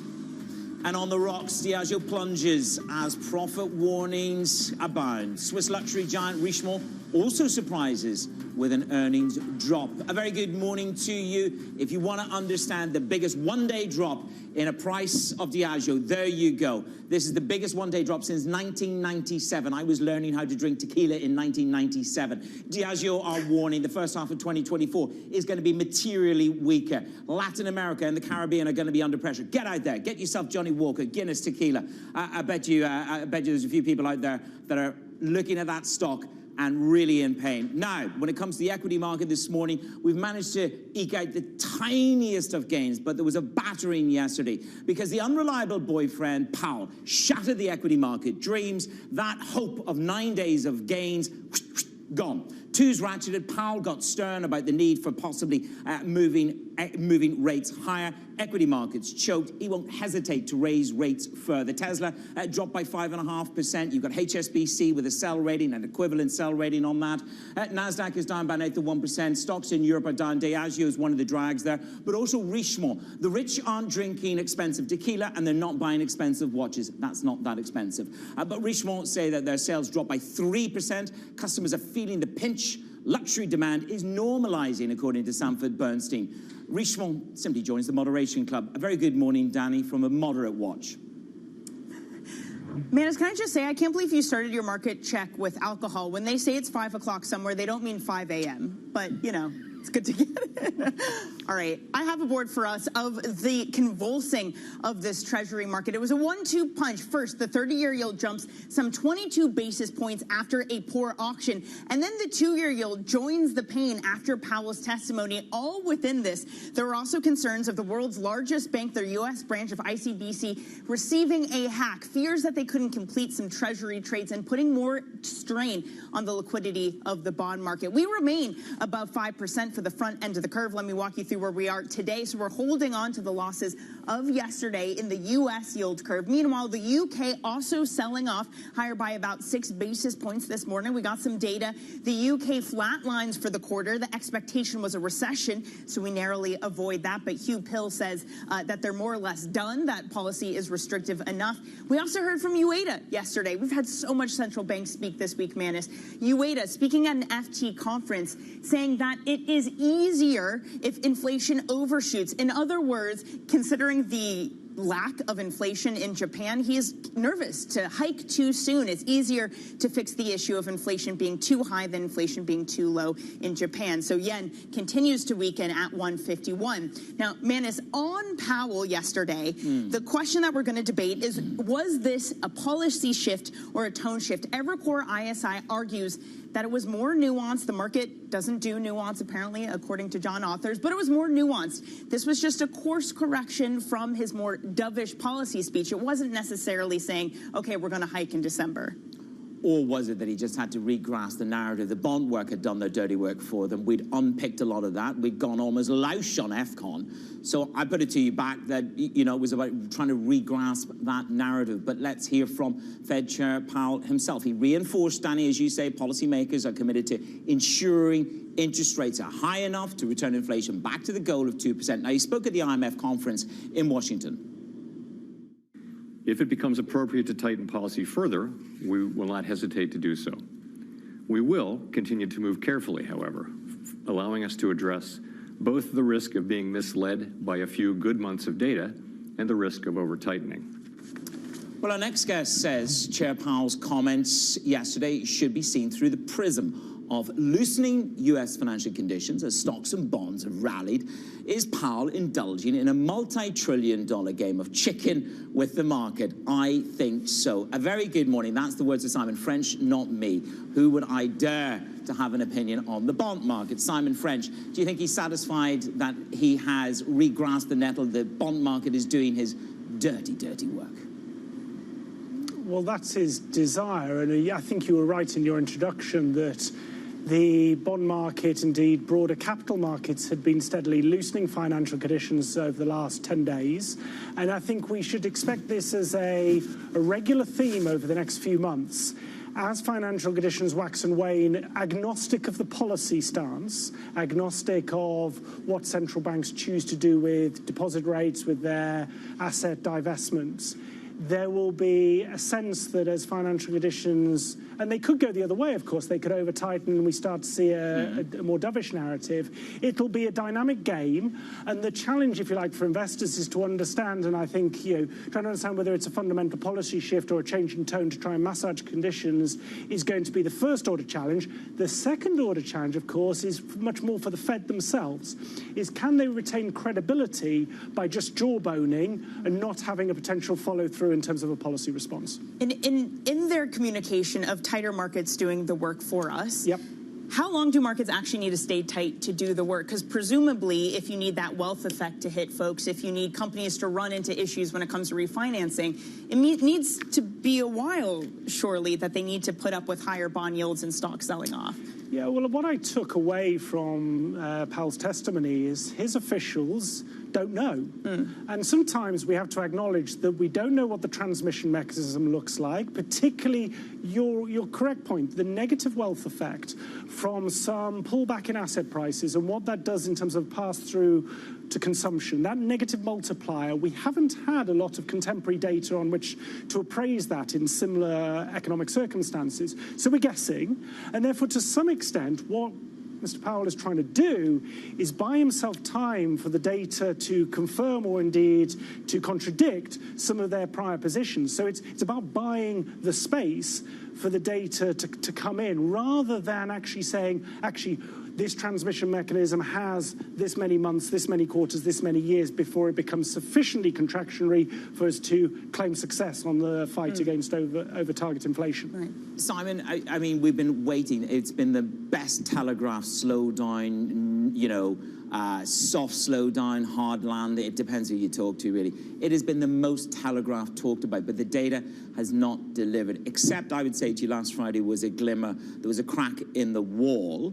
But do you still think that we really lack a deep understanding of what helicopter money's ramifications were, the change in the working week and the change in demographics, and people, dare I say it, people my age going, you know what, I've had enough, I'm off to the beach? It's a good choice. One thing I would say around, one thing I'd say is that trying to disentangle US monetary policy from US fiscal policy, which of course have been running on very sort of counter agendas, is the real challenge here, because it could be that the impulse from tighter money, tighter financial conditions is running entirely to textbook, but what is not is running a 6-7% deficit as a percentage of GDP as far as the eye can see. And therefore, to understand the efficacy and the transmission mechanism of monetary policy, these things never happen in a vacuum. But I think what you saw in terms of tallying back the economics to some of the corporate results you broke on Diageo and Richemont, you are seeing globally, and this is not just a US story, some of that revenge spending, particularly high net worth individuals, high income demographics that had excess savings during the pandemic. You're certainly seeing that starting to revert. The question really there for much of the corporate sector exposed to that is whether there will be, and I hate the phrase soft landing, but I'm going to use it, whether there'll be a soft landing of demand, or whether we'll see undershooting and something of an air pocket of demand because of an overconsumption in the last couple of years. See, man, it's okay for Simon to talk about alcohol because it's 10 a.m. here, so it's like a little bit more civil to be talking about. Technically, it's 5 p.m. in Hong Kong. I'll have you know, when they did the marketing for this show originally, it was 5 a.m. in Hong Kong, 10 a.m. in London, and 5 p.m. in Hong Kong. Somebody trapped in an elevator with a caipirinha. This is the reality of Bloomberg TV. It's a 24-hour channel, so someone's always drinking everywhere. But apparently not Diageo. And to your point, Simon, about that is it does seem to contradict some of the data. At first, we're saying consumers are still spending, but only on the top end. It's the lower-end consumers that aren't spending anymore. But here we have these results, not just Diageo, it's Richemont, it's Gucci's parent, it's all these different earnings. Why isn't that yet filtering through into the macro data? Partly because there's still quite a lot of flux in the composition of spending, but also in terms of labour market indicators, and Manus talked about a slither of hope that the labour market, that lagged indicator is starting to turn.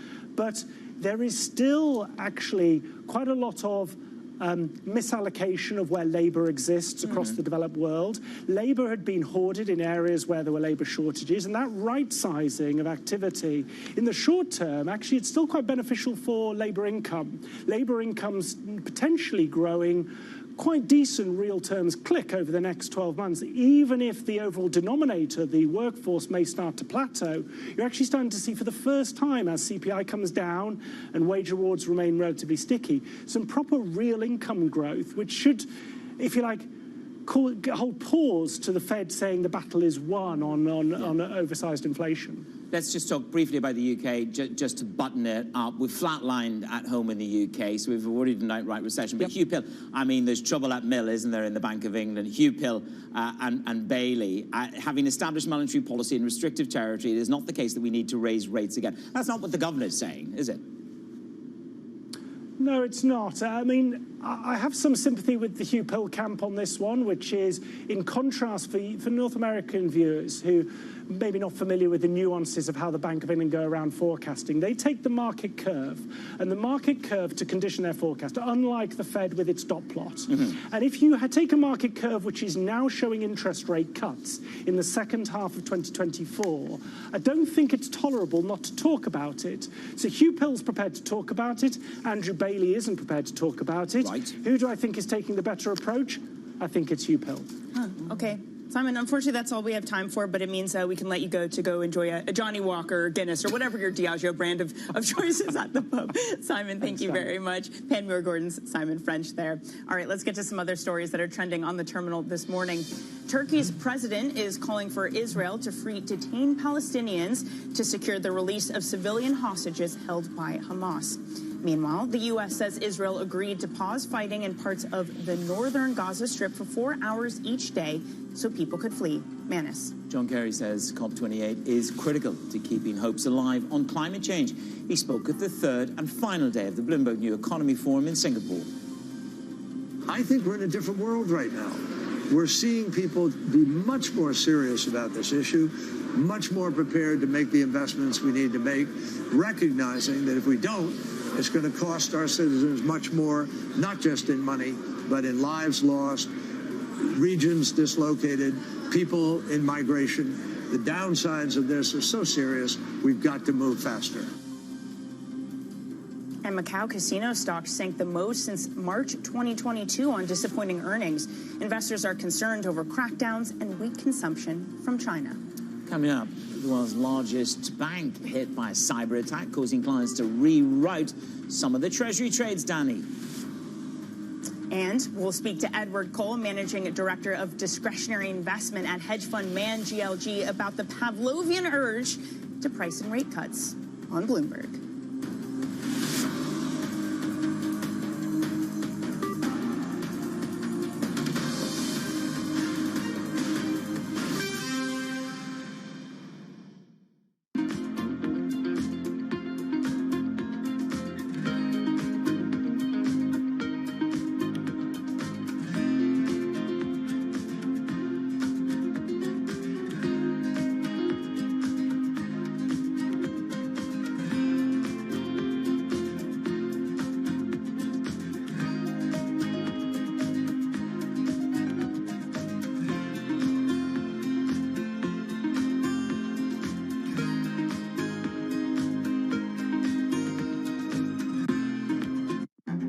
This will probably go down in history as one of, if not the largest financial crime ever. I cannot imagine a scenario where $8 billion just disappears. Bankman-Fried has pled not guilty to multiple fraud charges. Sam was just too important in the crypto community. When someone says, I'm going to give $1 billion in the next 2 years, like that catches everybody's attention. As time went on, their ideas got like weirder and weirder. I don't think he even had almost a conception at some point that it was wrong or right. I think he just had the mentality that he has to win. This committee will not stop until we uncover the full truth behind the collapse of FTX. Sue, Mark. Are you in? I'm in. I'm in. We're in. Will this be the last of its kind? No. This is the nature of capitalism. Get over it.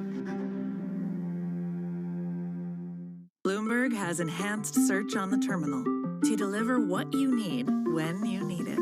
Now, you can simply type phrases in everyday English in the command line. Compare financials. Find people. Analyze markets. You can enter phrases or ask questions. What do you want to know today? Ask a question or visit SearchGo to find answers now.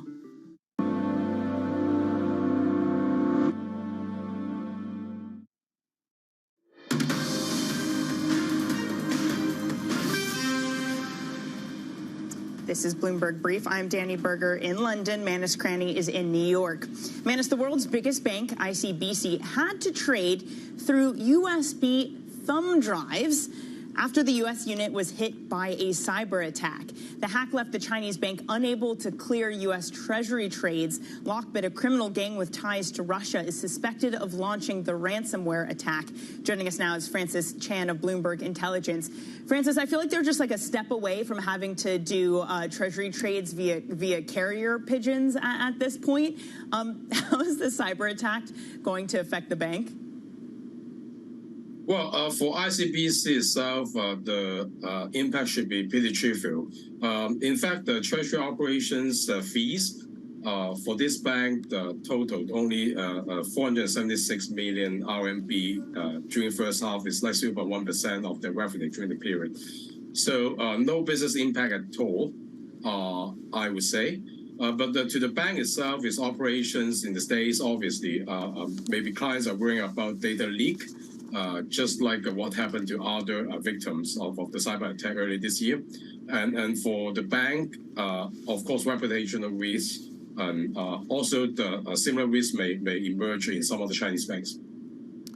I mean, just give me your first take. I mean, we'll talk about the expansion of risk, but your first take, I mean, moving a whole host of U.S. Treasury trades on a hugely volatile day in the bond market on a USB stick. I mean, that fills me with dread in terms of that's what they resorted to. But should the market be worried in any way? Lots of people are saying, look, this outage could inadvertently have, pushed volatility higher. Well, first of all, I believe there could be other participants in the U.S. Treasury markets, and I doubt if ICBC take the lead in that market, in fact, as one of Chinese banks. About the volatility of the market, U.S. Treasury market, there could be many other factors. I'm not the best person to make a comment on that.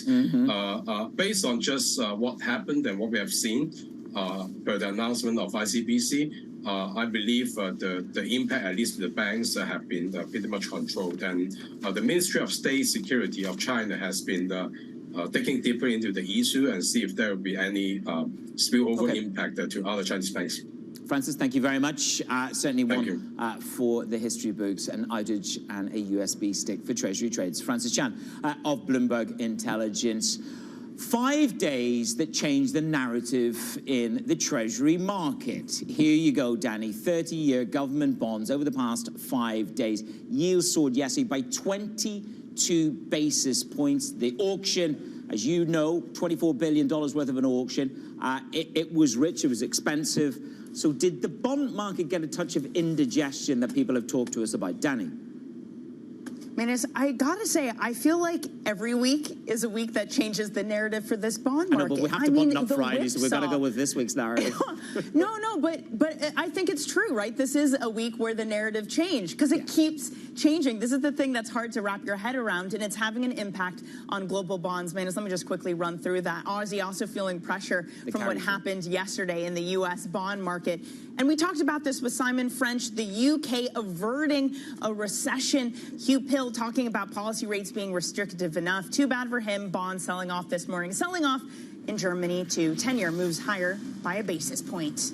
More to discuss on your luxury goods, your alcohol this morning on Bloomberg.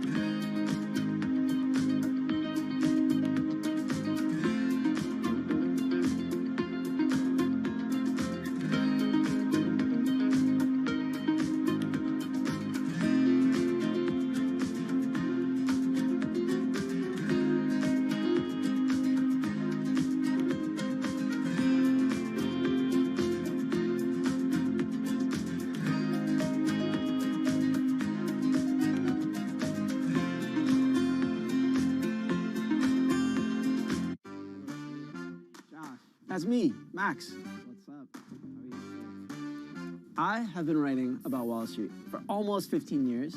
And what that means is I write about feuds and rage and rises and falls and comebacks. And every now and then, I also write about a couple of villains. Thank you so much. And now, I am about to do something new and very, very scary. We are making a show, and it's based on Bloomberg Businessweek magazine. So what is this show about? It's a show about money, power, culture, pop business. We're gonna ask complicated and profound people about their ideas, their careers, their lives, their risks, their failures, their imagination. It's so incredibly liberating not to care what other people think. I was giving my tools to other communities. I wanted to bring those tools home. Tune in. Please, really actually tune in. I desperately need an audience.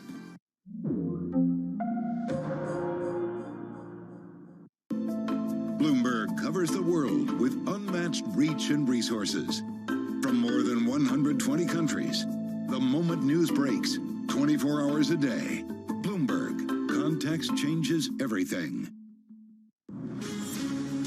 From the beating heart of global finance, economics, and politics, and wherever newsmakers are moving markets, Bloomberg brings you conversations that allow for deep discussions and important insights. How has that shaped your strategy for the bank? Is this a new normal? Is this like a catalyst? Do you think we're in a new phase for dividend policy overall?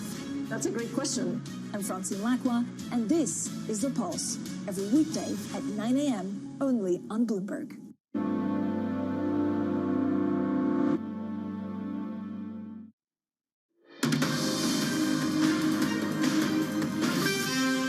Inflation in Europe indicates the index is going to be stable in Europe in October compared to the September level. We might see an inflation in Europe which is about 3.5%. So we will see what happens, but if that's the direction, I might expect that we are going to see the curve slowly flattening and more the short end coming down as opposed to the long end coming up, and that will be clearly, from an Allianz point of view, also from a PIMCO point of view, the best case scenario. That was the Allianz CFO speaking a little bit earlier on Bloomberg, and this is as the firm reported third quarter earnings that beat with profits, and PIMCO, third straight quarter of inflows. Just looking at the bond inflows, Danny, $10 billion of inflows, and Julio just giving us his view on curve flatteners. There you go, $10 billion of inflows. Who said that the bond market wouldn't come back to life in 2024? Danny? And Who said active is dead? Manus, one of the other big European market movers, SBB. Okay, so this is the Swedish landlord. It's been under a lot of trouble. Sweden has its own idiosyncratic problems when it comes to the housing market. There's this fear that it spreads more broadly. Anyway, there's a new issue for them. They're facing demand for bond repayments on claims that they have breached. One of them is New York-based Fir Tree Partners, saying that, yes, you breached the covenant. SBB rejects the claim that it's in breach, Manus. Now, favorite topic. It is 5 p.m. Well, it's 5:24 p.m. if you're in Hong Kong, and you are probably somewhere in the Mandarin Oriental ordering yourself a beautiful glass of Casamigo tequila. Probably not. That's the reason why the stock's down 14%. Diageo absolutely brutally attacked this morning. They're going to have a materially weaker first half of 2024. But do you know what caught my eye, Danny? I mean, the whole booze sector is taking a hit on that. Remy Cointreau, it's in the upper echelons of the market. Pernod Ricard. It's because Latin America and the Caribbean are going to be under pressure. And I find that quite interesting relative to, let's say, talking about Europe or the Americas itself. So, you know what? George Clooney got away when he got $1 billion for his tequila brand, didn't he? A couple of years ago, he got out the door. He did, and I have to say, I'm kind of embarrassed because this morning when you were like, oh, Diageo, they own Casamigos. I was like, no, surely Clooney still owns that. I stand corrected. As you say, he did sell to them. Diageo owns kind of everything. Did you just admit that you made a mistake? Did you just say? I can admit my faults, Did I just hear you say, I'm sorry, Manus, I made a mistake? No. Do you? No. In case you didn't hear, I'm sorry, Manus, I made a mistake. Clooney did sell to Diageo. There you go. You cut that. You make this a clip, Manus. You can replay it. You can replay it to me whenever I am too stubborn to admit other mistakes. I think on a slightly more serious note, I mean, this watch is not an expensive watch. Don't wear those anymore. But the point about it is, the rich. There's a wonderful book that I read years ago. The rich don't pay. Well, the rich aren't spending a vast. You know, they're skimming back. They're feeling the impact, and the chairman at Richemont says they're not going to be able to raise prices much in the next couple of years. There you go, Danny. This is a triumphant moment for Bloomberg Brief. There'll be one day I'll have to apologize and eat mea culpa with you. Ed Cole joins us next, Managing Director for Discretionary Investments at Man.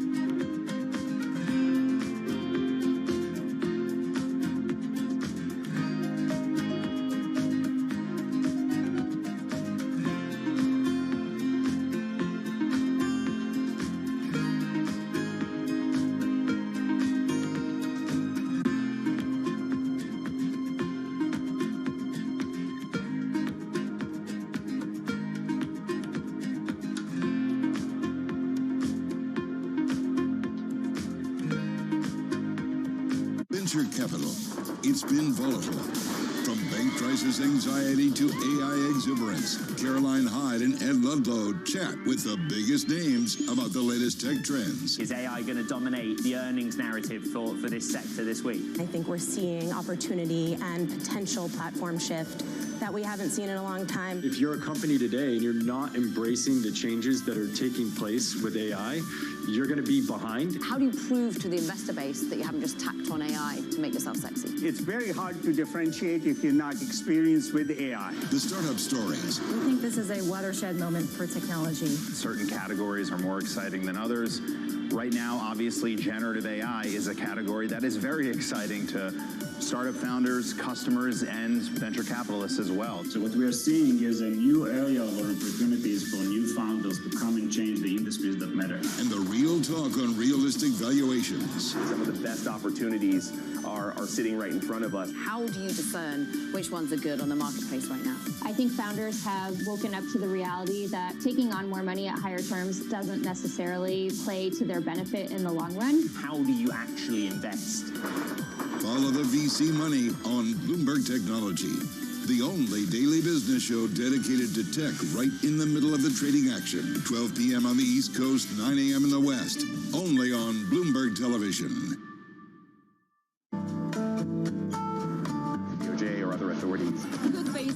our challenge listens next. It was going to keep reading World Cup. This is a 3 as the economic picture. covering the intersections of Hollywood, Silicon Valley, and beyond.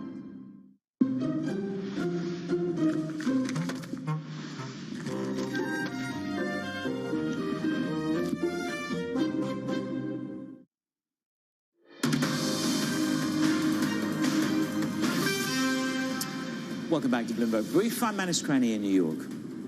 And I'm Danny Berger in London. Here's what you need to know. 2-year Treasury yields top 5%. Jerome Powell says the Fed won't hesitate to hike again if needed. Joe Manchin bows out. The West Virginia senator announces he won't seek re-election, a blow to Democrats. And on the rocks, Diageo plunges on profit warning, while Swiss luxury giant Richemont also slumps on surprise earnings drops. Just when you thought it was safe to buy bonds again, an auction, Anna J. Powell will have something else in mind for you. Also, when you thought it was safe for me to check markets, they disappear and magically come back. Here we are. The 2-year yield, it is still above 5%. A huge jump yesterday after Jay Powell did in what Evercore called a tone correction, a little bit more hawkish. The 30-year was battered yesterday thanks to a weak auction. 10-year in the UK, this gilt market also facing losses, maybe a bit of follow-through from yesterday, but also UK GDP data for the quarter coming in. The prediction had been flat to a recession. It comes in flat, so we've avoided a recession, up about 7 basis points. And the yen weakens ever so slightly. But, man, it's at levels that are higher than last year when the MOF intervened. We're at 151. Ueda was speaking yesterday at an FT conference saying essentially it's easier if inflation overshoots to bring it back in versus than having inflation undershoot. I don't know. Try to tell that to Jay Powell. They've been having a tough time bringing inflation back in. Yeah, they have, and that's why he tried to rearrest control of the narrative yesterday. And as Simon French said to us, how long will the jawboning last them in terms of keeping yields higher? The next second round effect is they're going to actually have to do something. Danny, lovely line from the Flow Show. You brought it to me during the break, and this is it. Cash is flowing in, set for a record year of inflows, 1.4 trillion this year, according to the Bank of America Flow Show. But you're right, it was the unreliable boyfriend, Jay Powell. He shattered the field of dreams of equity market rallies. We didn't manage to put the 9th straight day of gains, the longest run of gains since 2004. Bang! In the past 30 minutes, we've reverted to a sea of red on the equities. It's not malevolent. It's just dipping ever so slightly. Equity markets essentially got choked yesterday.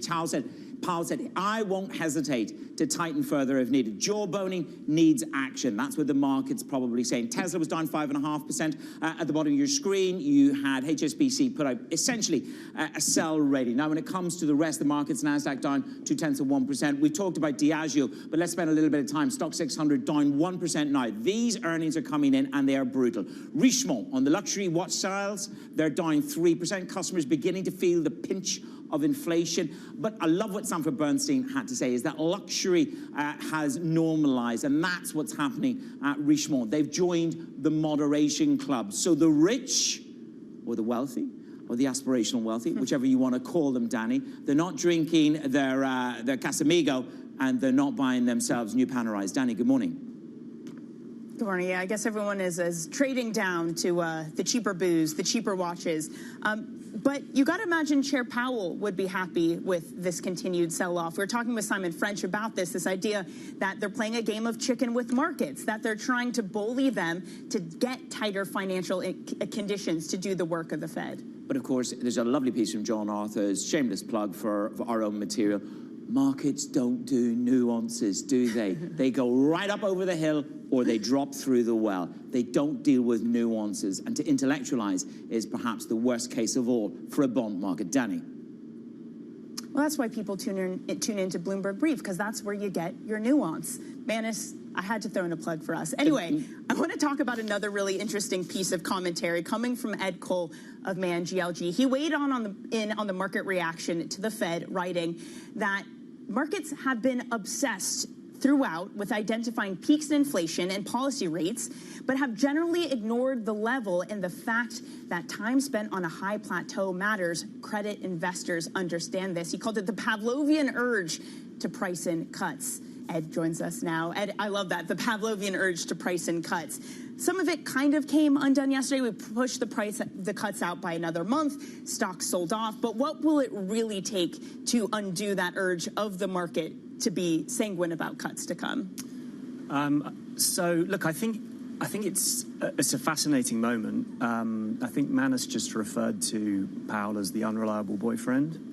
Or the bond market, but maybe both are. I think Powell's been the reliable boyfriend. He's told us consistently what he intends to do, and he carries on doing it. And each time we feel that there's some signal that things are normalizing, that Pavlovian urge comes back in again. And it's extraordinary to me that, 18 months on from what looked to be the beginning of the hiking cycle, we're still here. I think what it's going to take to wash that out of markets' reaction function possibly is really the path towards a landing of some kind. If you think back to Jackson Hole in 2022, Powell told us that he was prepared to see weakness in employment and in businesses in order to bring inflation down. And we started to price hard landing. We've then taken that back out of pricing of markets. We never quite got there, I don't believe. But I think that's what it's going to take. It's going to take getting to a moment where we're actually in an earnings recession. We're actually in an environment where jobs numbers are weakening materially, and the Fed isn't reacting. It's the idea that the Fed put, which we've all got so used to, isn't there anymore. Was not there, nor is there QT. I'm devastated, Ed. You've just destroyed my entire morning. Where I'm sort of going for the pun on poor old Jay Powell. One fell swoop from Ed, and it's over. But look, I think it is that the equity market had cloth ears in many ways. They didn't want to hear that there was a possibility of more hikes. I'm curious about the earnings. Danny and I spent a little bit of time on Richemont, a little bit of time on Kering, along with Diageo. There is a shift, and maybe this is the beginning of more concern around the higher-end consumer as well as the lower-end consumer. Your first take on some of those results this morning, because these stocks are getting pasted. Diageo, Richemont, all under pressure. Yeah, I mean, look, typically we don't really talk about the individual names, and my role is look, I think the truth is that wherever you look in the consumer, almost, there are some pockets of resilience, there are some pockets of idiosyncratic, resilience and sustained outperformance. And actually, that's a good thing, right? Because it's a stock picker's job, which is what we do to identify the good from the bad and the wheat from the chaff. But broadly speaking, at a macro level, we can now see that the lagged effects of higher rates and sustained higher inflation is starting to bite. Okay. That's what policymakers need to see. I'm a broken record on this. I've been incorrectly forecasting recession for as long as I can think of now. My children would probably say for as long as they've been alive. But I think that we're now starting to see in lots and lots of macro indicators and now micro indicators that the economy's slowing. Probably, if we just jump back a week, it seems like a long time ago to the jobless numbers last week. One of the most interesting data sets that I look at in that is a combination of the average hourly earnings, the average hours worked, and the number of payrolls in the economy in the US. If you look at that in year-on-year terms, it's normalized all the way back to where it was pre-COVID. Right. So we have just positive real wages from payrolls in the US economy right now. We have the best data in the US, of course, but I would imagine it's similar in lots of places, and that's what's biting in the consumer. Well, also, lucky for you, Ed, a broken clock has to be right eventually. So that's the good news. And in talking about this idea of a recession to come, it does feel like there's extreme nerves around small cap stocks. This idea in the US, a recession is coming, credit conditions will bite.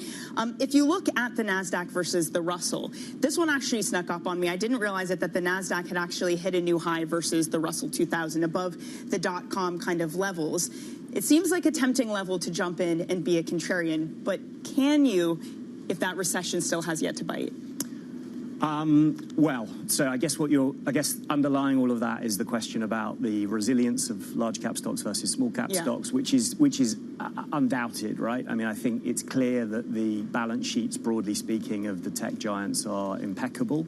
I think, though, there's the Pavlovian component in all that, again, which is what tempts me as a contrarian, which is that we've got used to mega cap tech having this perpetual runway of free growth, which they've had as a consequence of disintermediating existing players.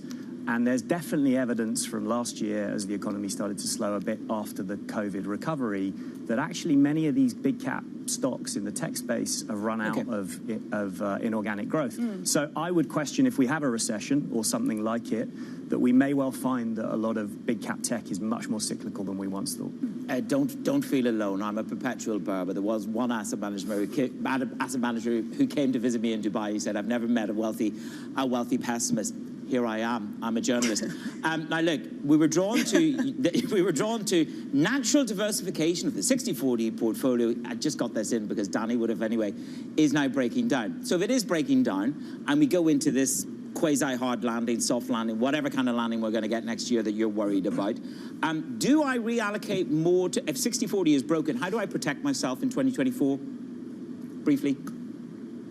Yeah, well, guess what? I work for a large alternative asset manager, and the answer is alternative assets, which is a surprise, shocker. Isn't it? I would say that, I mean, look, there's an asset class that doesn't help my my employer, and that's cash. I think that has a real value. It has an overlooked value. You know, we have to be clear that for the first time in a generation, that cash yields something interesting, and that's useful for short-term periods if you're worried about you know, corrections or downdrafts. It isn't useful over the long run. Ultimately, it's unlikely that cash is going to give you a return in excess of inflation. So you have to find things that diversify from traditional assets. You have to find things that give you a return above inflation. If you go back to the 70s, which was a period when 60-40 didn't work, it didn't really exist then, but if you go back and do it in time, which we've done, 60-40 didn't work. Ultimately, the positive correlation of those two asset classes compounded each other, so you had periods when it was amazing and periods where it was terrible. Right. But if you put alternatives into that mix, which we've done, you know, you can put trend in, you can put equity long short, the diversification benefit is exceptional. And there's a rule Manus and I always follow, and it's always be plugging your product. So you fit in very well here on Bloomberg. Ed's just selling dreams. Selling dreams, Ed. I love it. They're going to love you over at Mango. They're going to go back to school and they go, go on, Ed, you got it out there. He did well. He did well. Ed, thank you so much for joining us. Come back soon. Man Group's Ed Cole there. All right, Manus, we've been talking about it all day, so let's bring in an expert on the luxury sector. Richemont reported an unexpected drop in earnings. Revenue from Swiss watches declined. That expert is Andrea Felsted of Bloomberg Opinion, who joins us now. Andrea, to what degree is this a one-off versus looking at some of these other poor results that luxury goods have faced and say, okay, this is endemic to the entire sector? It is at the moment. What we're seeing across the sector is that things are slowing from the pandemic, when unexpectedly people spent their lockdown savings, their stimulus payments on Rolex watches, Gucci handbags, Cartier watches. That's now unwinding. Now, within that, you've got some better performers and some weaker performers. We had Hermes, Brunello Cucinelli selling to very wealthy people that have really outperformed. But where this is the most pertinent is the kind of the simply comfortable, the less wealthy, who are being pressured by inflation, higher interest rates, lack of stimulus payments, spending their savings on other things. And we're really seeing that across the luxury sector. Richemont, no different. What did we, Andrea? Good to see you this morning. I'd love to see the stimulus check that you got for a Gucci handbag, but you know, I'll park that thought. I mean, what did we learn? Just take us into this. What did we learn about the Farfetch, the Net-a-Porter deal? Well, this is the big question.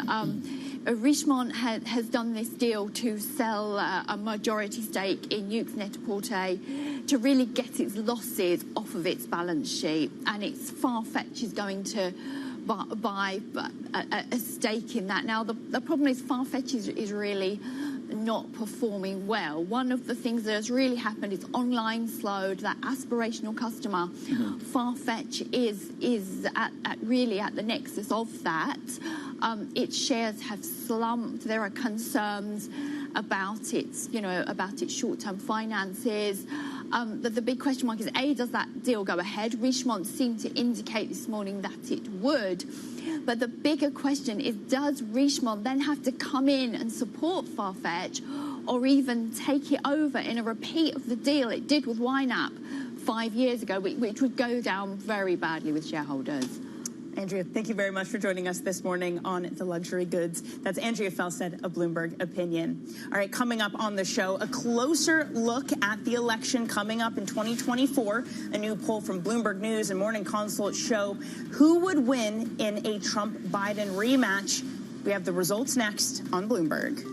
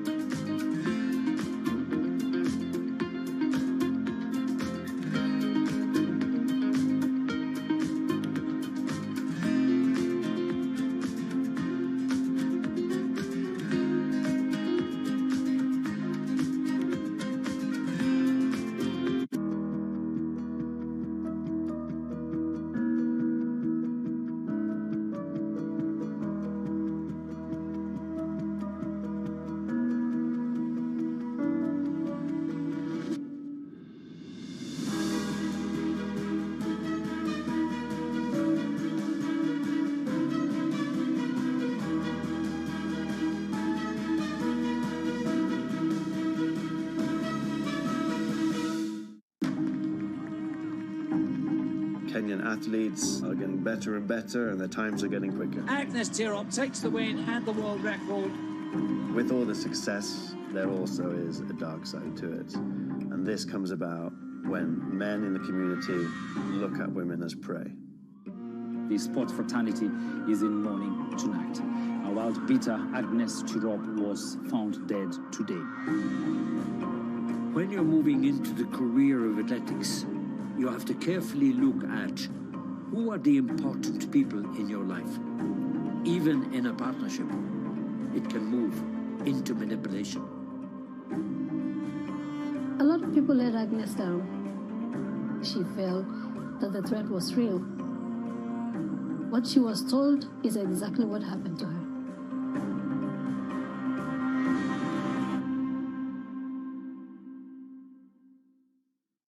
Season is here. Tons going on, lots of earnings. Beat, wherever you look. Bloomberg breaks the numbers first. It's a tale of two earnings. Results from Goldman Sachs, Bank of America, and Morgan Stanley. Netflix is out, guys. With exclusive expert analysis. Recovery is underway. They crushed it. It was one of their best quarters ever. This is a story all about pricing power. We're going to make more money. We're going to make more money. And we're going to make more money. We're going to make them bank. And I think that is what we can take away. Bloomberg Television and Radio. Context changes everything.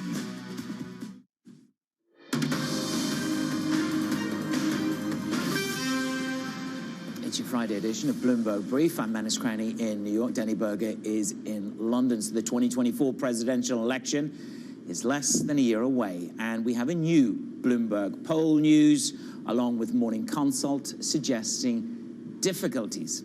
The balancing act for Biden in his re-election campaign. Joining us now is our Bloomberg White House and politics reporter, Gregory Corti. Good to see you, Greg, this morning. It's interesting. We spent a lot of the week talking about foreign policy. Obviously, the war between Israel and Hamas, funding for Ukraine. And it's become manifest in the polling, hasn't it? Americans are more focused on domestic policy over foreign policy. Good morning. Good morning. Yes, and that's usually the case in American politics. It's always about the economy in good times and in bad times.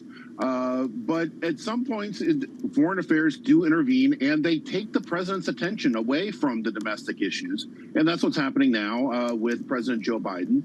He is occupied with this Israel-Hamas war, and he's trying to get a funding package through Congress, an emergency supplemental spending bill that would combine aid for Israel with aid for Ukraine, and also as a deal sweetener, try to include border security funding at the U.S.-Mexico border. And the problem with that approach is that while majorities of Americans support each of those aid proposals, it's not the same majority that supports all of those priorities. And so, particularly with Republican voters, there is a skepticism about Ukraine, and the domestic politics is intruding on the other side as well. That key parts of Biden's Democratic coalition are skeptical of contributing aid to Israel, and they're concerned about not doing enough to help civilians in Gaza. When it comes to the candidates themselves, I know Manus is going to ask you about Joe Manchin in just a moment, but what happened with him does represent this threat of third-party candidates. I know you did some polling on Robert F. Kennedy Jr. and the potential for him to steal away votes from various swing states. What did the results show?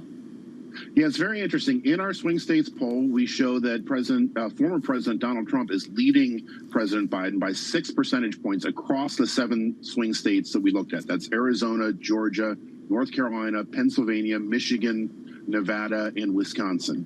And that doesn't change when you add this third party, Robert F. Kennedy Jr., into the mix. He is not playing a spoiler right now. He's taking votes equally from Biden and from President Trump, and that's kind of surprising to us because Kennedy is a former Democrat who's now running as an independent, obviously very famous Democratic family, but also very popular with Republican voters because of his anti-vaccine views. Yeah, it's interesting that, you know, that seems to have won some voters rather than lost. Can we quickly square away Manchin is not running for re-election? What's the risk from that to Biden? Is it very, very real? It is if he were to run as a third party or an independent candidate for president. Now, he hasn't announced that yet, but there is this no labels group that is getting lines on ballots across the country that would be a placeholder for a candidate, a centrist candidate, maybe somebody like Joe Manchin, to come in next year, relatively late in the game. And that would be a different equation than Robert F. Kennedy for Biden, because Joe Manchin is a Democrat. Or at least he has been for most of his career, and would likely take more votes from Biden than from Trump and could play spoiler. Gregory, thank you so much for getting up early, for giving us the results of this poll. Bloomberg's Gregory Corti in Washington. Now, coming up, we're going to have a look at some of the market-moving events to watch throughout the day. But first, Manus, already have some moves in oil this morning. Yeah, oil market sort of bouncing back. The bottom line, Pierre Andran has a brilliant tweet I'd encourage everybody to go and read it, which is, you know, the draws, that tightening in the market just simply has not been delivered, and the oil market bounces by nearly 1% this morning on Brent. We're trading at $80.79. And on NYMEX crude, we're trading just at 76.45 is where we are. There's a quick snapshot across the assets, Danny. Prevarication in the equity market after a brutal sell-off yesterday. The dollar is flat.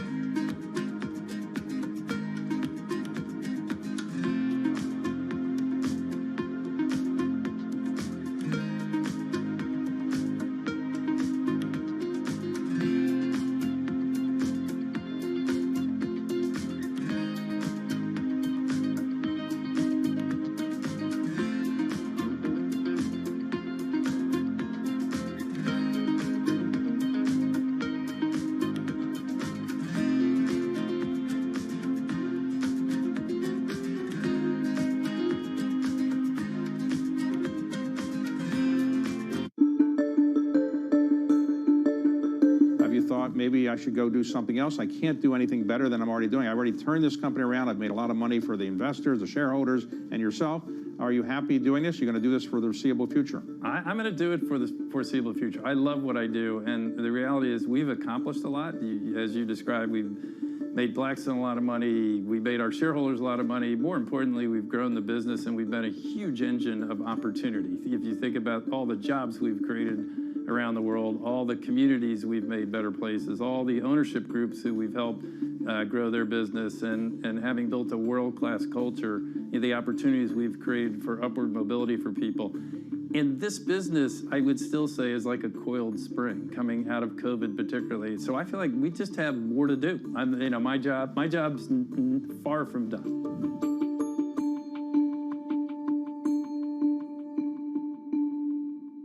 Today's CFOs are reshaping the C-suite. Bloomberg's chief future officer shines a spotlight on these dynamic leaders. A new industry is poised to launch. Electric air taxis are on the horizon. You will see these products come to market by the year 2025. CFO Mark Messler has Archer Aviation on a financial path to a smooth takeoff. I know where every ounce of cash is going, but we also have to be nimble around that as well because things change by the day. Watch Chief Future Officer Wednesday on Bloomberg.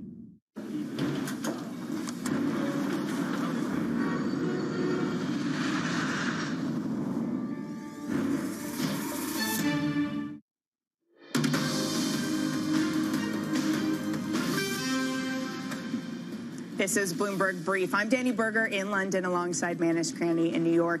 Let's get you set up for your trading day with a look at what's ahead. ECB President Lagarde will be speaking at 7:30 a.m. Eastern Time, followed by Governing Council member Joachim Nagel at 10:20. In the U.S., Dallas Fed President Lori Logan speaks at 7:30 a.m. And then Atlanta Fed President Raphael Bostic at 9 a.m. Plus, we get the UMich Consumer Sentiment at 10 a.m. Looking ahead to the weekend, we're going to get a read on Chinese consumers with Singles Day coming up on Saturday. Man, it's that UMich one. It's going to be really fascinating because last month's reading, it was the pinch of higher gasoline prices that had inflation expectations higher.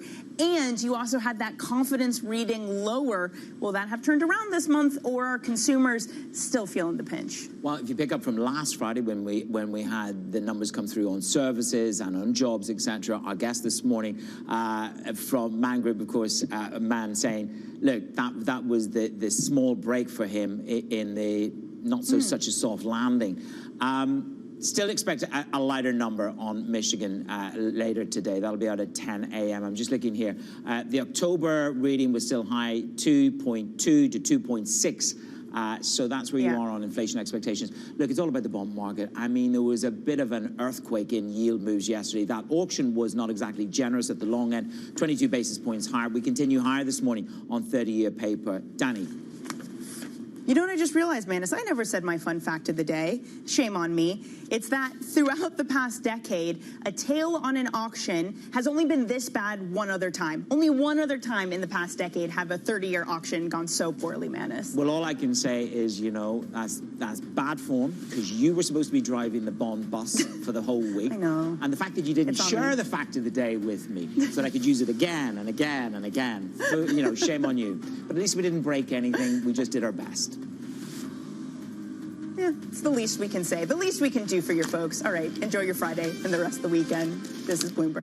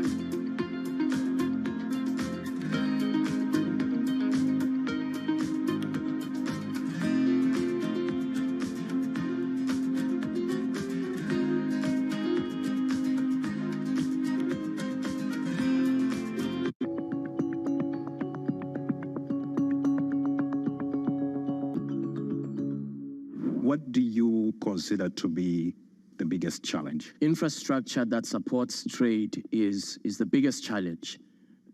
Our senior brother, President Adesina of the AFDB, estimates the annual deficit, infrastructure deficit in Africa to be over $100 billion. But that over $100 billion is actually also an opportunity for investment. So it is a massive, significant challenge that we are confronting. And my fear is that we may succeed in establishing a very effective legal construct and a very effective legal foundation for trade liberalization and investment liberalization in Africa. But all of that will come to naught if the infrastructure deficit is not addressed, because you will need the goods to move somehow, and you will need to have good trade corridor connectivity, ports, trade corridors that connect countries that are landlocked to the ports.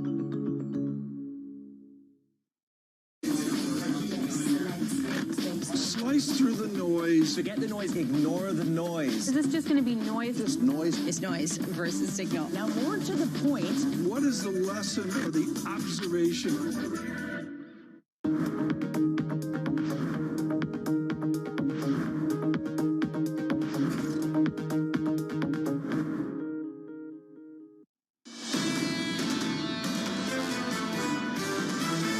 Look at earnings, top line, growth of revenue, we've started to see some weakness there. The equity market has become more expensive in absolute terms and more expensive relative to fixed income. Markets are a little bit more volatile right now than the underlying economy is. Ultimately, you will get to an earnings reset. We think that's part of next year's narrative. I think that you have to look for opportunities and things that have struggled as you go into 2024.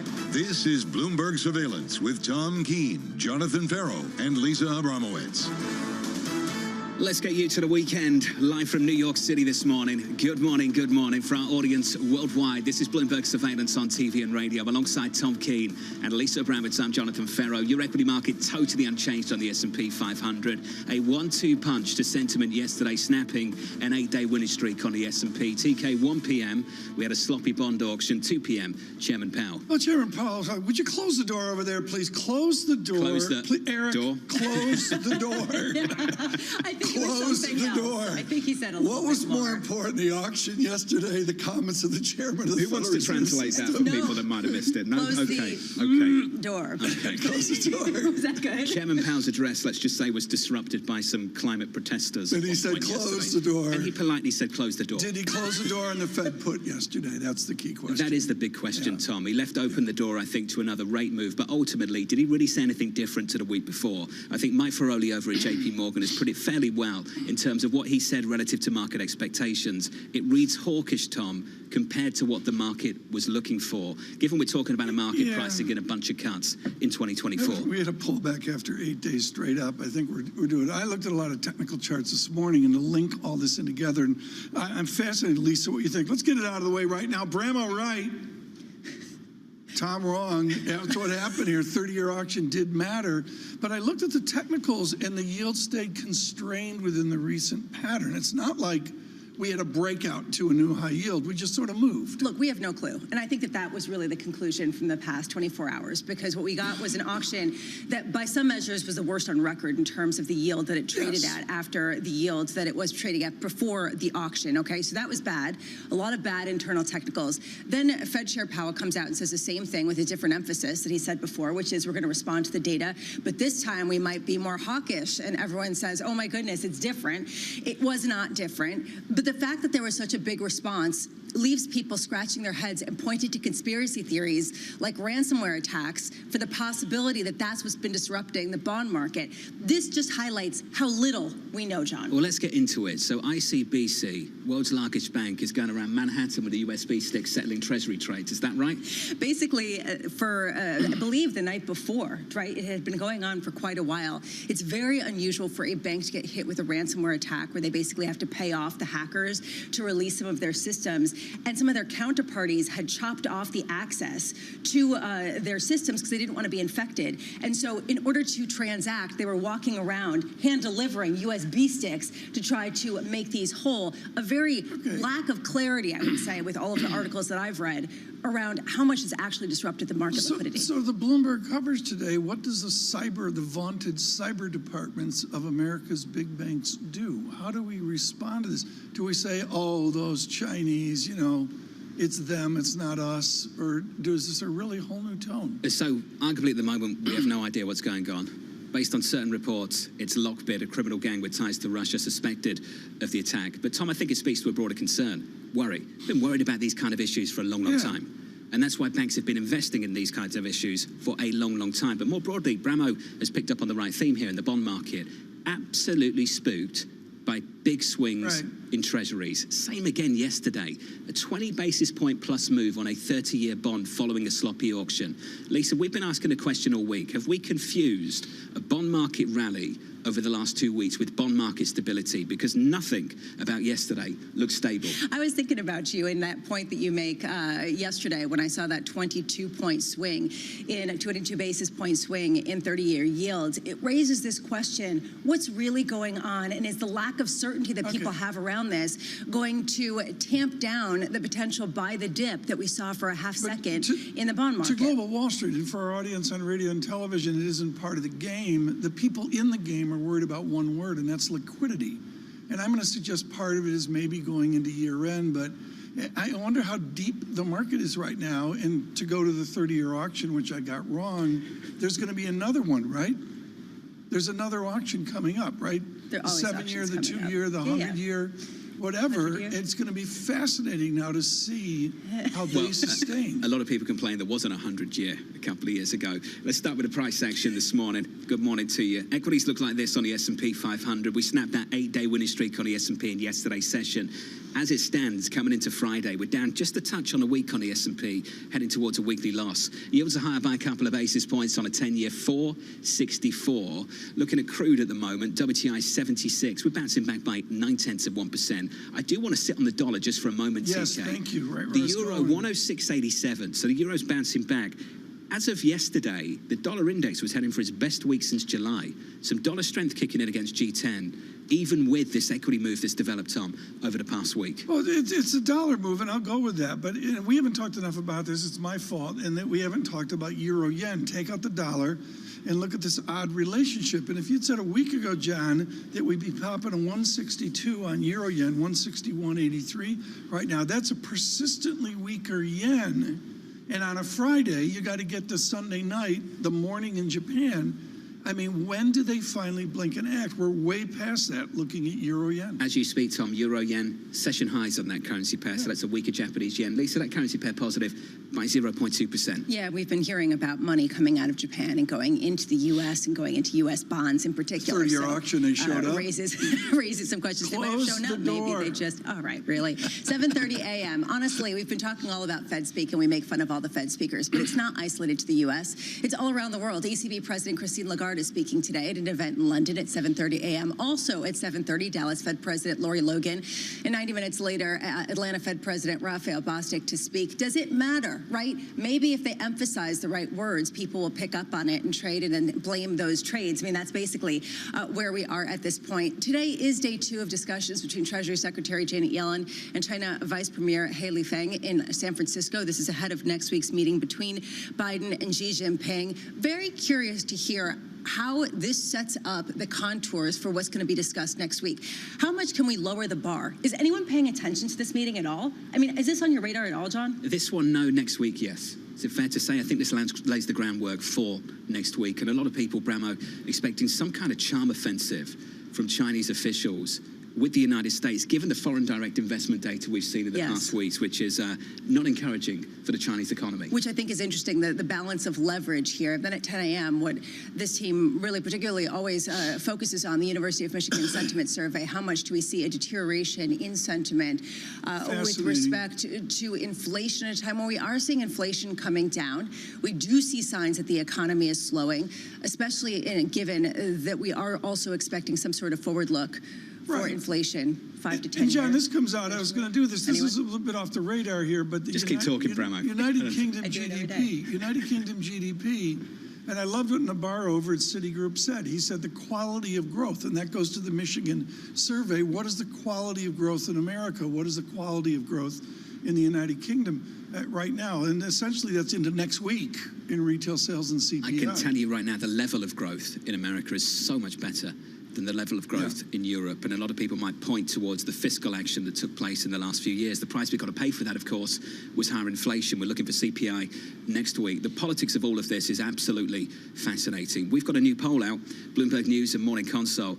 Take a listen to some of the bullet points from this. About 3 times as many voters said immigration is their top issue in the 2024 presidential contest as those who said the same about the Israel-Hamas war. Now, Bramo, just to go through some of the numbers here, some 68% of respondents said they approve of funding for border protection, a larger share than the 61% who back aid to Israel or 58% who favour aid to Ukraine. That really sets things up, I think, going into an election year for President Biden and the GOP. Especially when you pair it with other polls, including those done by Bloomberg and Morning Consult, that talk about the rise of independence, that talk about this distaste for a Biden-Trump sort of rematch. What I think is interesting is this comes just as Joe Manchin drops out, says he's not going to announce a re-election bid, and there are people saying maybe we're going to see a Joe Manchin, Mitt Romney ticket running as independents, which could really throw a wrench into the matter, considering the distaste right now on both sides for both potential candidates. Again, when you take a look at this, who wins from this? I'm not sure. Manchin was very vague yesterday. Yes, he was. Just to share the quote from the senator from West Virginia, what I would be doing is traveling the country and speaking out to see if there is an interest in creating a movement to mobilize the middle and bring America together. He's going to travel the country. It's going to be one of those things, Bramo. Just sort of like a listening tour, if you will, TK. Well, they're all doing that right now. Go They're around all the out in country Iowa doing listening. and have a listen. To a whole lot of listening. Is he going to rent, an RV and go around and sit at the different campsites? Yeah, that's called and have doing campfire? Charles Kuralt. Sure. is He's what going that to have is. van life. I You vote for someone in the middle right now. I really urge people to look at this Bloomberg poll article. I think it's got some fabulous charts. And John, I'm going to go back to what we talked about yesterday. I'm not sure foreign policy as part of the debate in November next year. Texas border is a domestic issue to a lot of people. People yesterday emphasizing the economy and inflation matter. Israel, Ukraine, Gaza, Taiwan, are they going to matter in the voting booth? This is a real challenge for the president. Yeah. So the GOP are going to take a much harder line on the border. And clearly that's polling well, based on our poll this morning. The president wants to maintain America's role on the international stage to support 2 military fronts at the same time, Ukraine, Israel. At least clearly one is a lot more popular than the other. Now, I mean, again. And that can change, of course it can. Change. And I think that, at this point, it's good to get these sort of tea leaves to understand how things are stacking up and what's important to people. How much this can change, given that we've had 14 narrative shifts in the past 3 days, and the fact that basically the events are transpiring more quickly than we can keep our handle on, gives you a sense of, just the shifting landscape. It is November 10th-ish, and I guess Monday, I'm not even sure what day Monday is, 11/12, but all of a sudden, that break, that moment, November 15th, is on us. To me, that's the end of the business year. The parties start, and there were studies and the outlooks for next year and all that. And I had no idea 90 days ago we'd be in such a jumble coming up on November 15th and a November 17th government shutdown, which is precisely. clearly in the zeitgeist this morning in Washington. There might be Christmas parties elsewhere, Tom. I'm not sure if there'll be any down in Washington, D.C. As for 12 months is a long, long time. I keep reflecting on the note that came out from Goldman Sachs and Jan Hatzius in the last couple of days. What if Jan's right? What if Jan Hatzius is right and you get this extension of the cycle, you get a continuation of the disinflation that we've seen so far? What a different story we'd be telling about the US economy, Bramo, going into the November election compared to the one that we're selling right now. I would argue that would be a perfect scenario for President Biden. Of course, who knows? Because again, all of the other events that come around it. But if you think about disinflation, you think about a strong economy and managing to land this thing, that would actually set him up in a much better position than maybe currently is seen in some of the polls. Hatzius makes it sound easy. He said, the hard part is over. We continue to see only limited recession risk.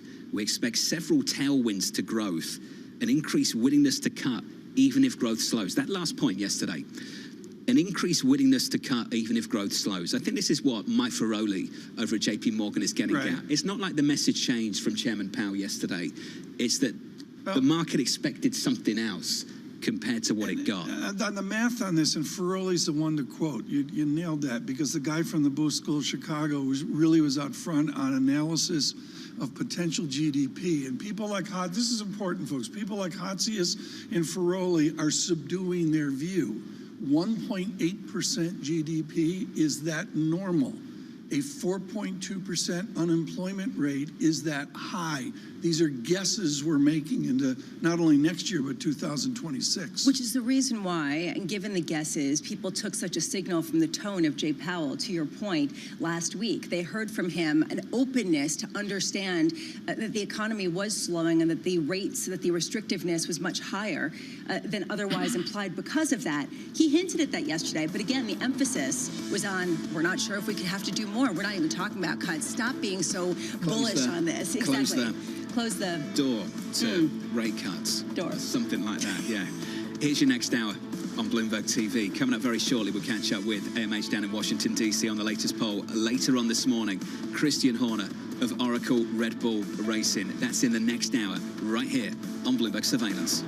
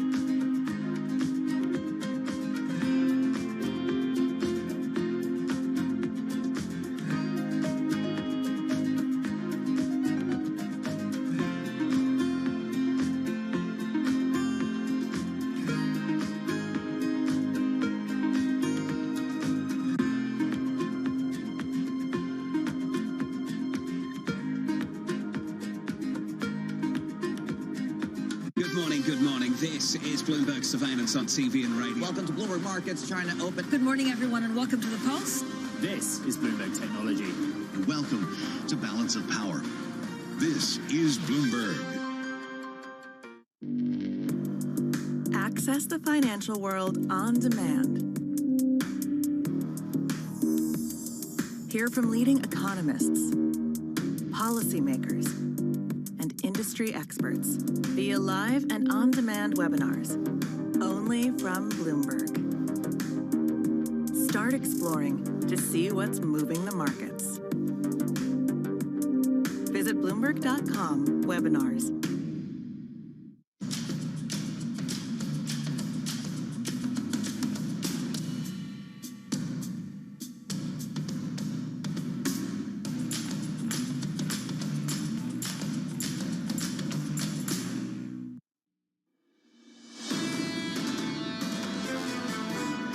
I've made one of the toughest decisions of my life and decided that I will not be running for re-election to the United States Senate.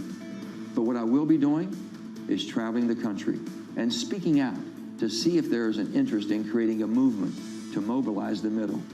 I'm going to go with him. Senator Joe Manchin of West Virginia announcing his retirement from the Senate in a video posted on X in the last 24 hours. Would you like to travel the country, TK? He's traveling the country. He's going to do a Charles Carlton, get the pace there. But the middle thing is, we can go into this with Anne Marie, but the definition of the middle right now is open to a lot of debate. That's true. People would say the middle has swung right here, and you really wonder, we use the word too much, but the Manchin calculus in West Virginia must be a fascinating story. Doesn't Manchin have a boat? He has a boat, doesn't he? I think he should get a van. I think he should represent the van life movement here in America and embrace it. Seen a lot of those videos. You've seen those videos? Oh, yeah. People convert the van, they tour the country. Exactly. I love that. Organize it in a really awesome way. Well, except, the grid. Yeah, and then they take pictures and post it on their social media. Yeah, no, they're not quite unplugging, are they? Okay. Equities on the S&P 500, slightly negative this morning. On the S&P, we're pulling back just a touch. We snapped that 8-day winning streak in yesterday's session. Sloppy 30-year bond auction.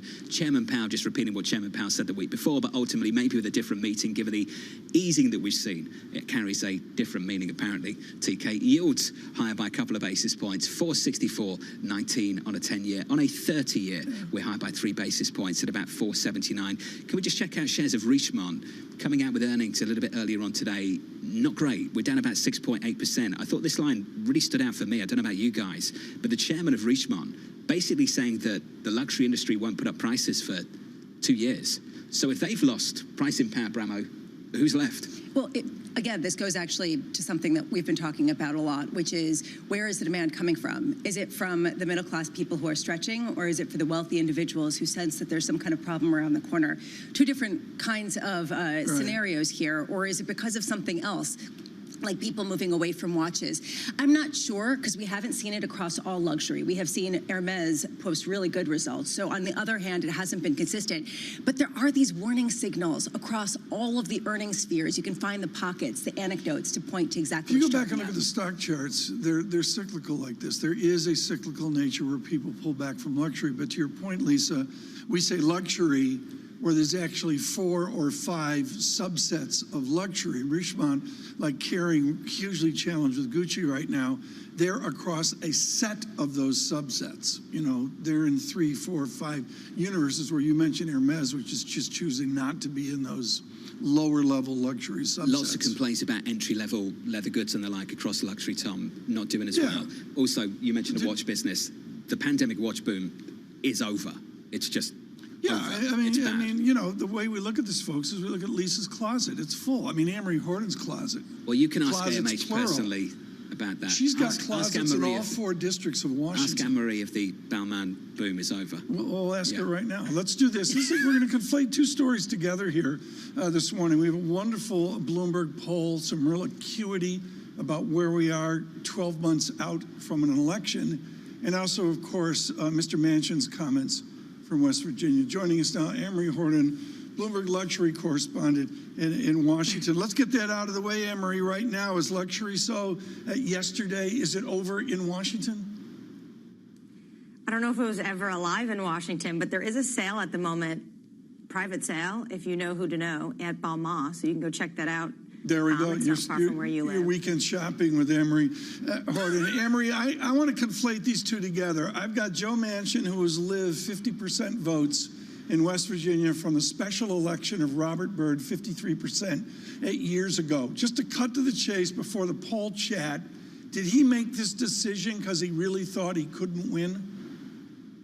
I think that's part of it. If you look at a recent Immerse poll and you have him against Republican Governor Jim Justice, he's trailing by about 13 points. So this was going to be an incredibly challenging race for him.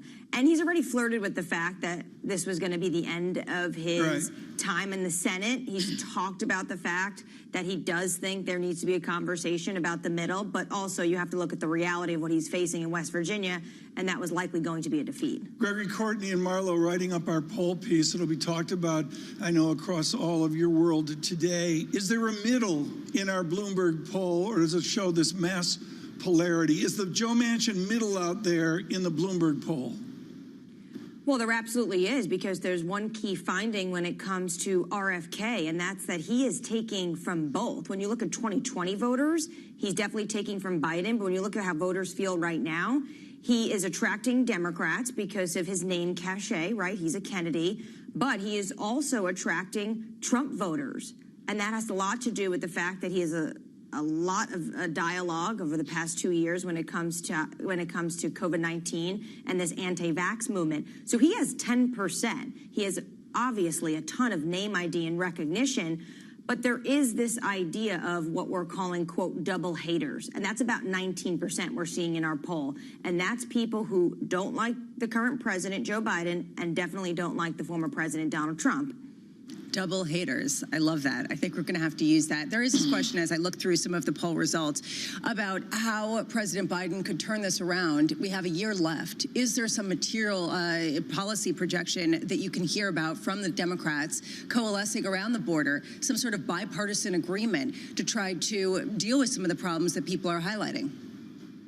So I think there's 2 things that stand out here. One is that overwhelmingly in this poll of swing state voters, they want to see more being done at the southern border. It's 68% to 20% in terms of 20% disapprove of what's being done. When you look at the disapproval across things like Israel, Ukraine, that number is more. So what you're seeing here is that not a lot of people really want to see more work being done on the southern border. But Biden has put this all together in one big bill, and potentially because people are less concerned about, say, what's going on in Ukraine or China at the moment, that they are fine with having these separate bills, what we see Republicans are trying to do.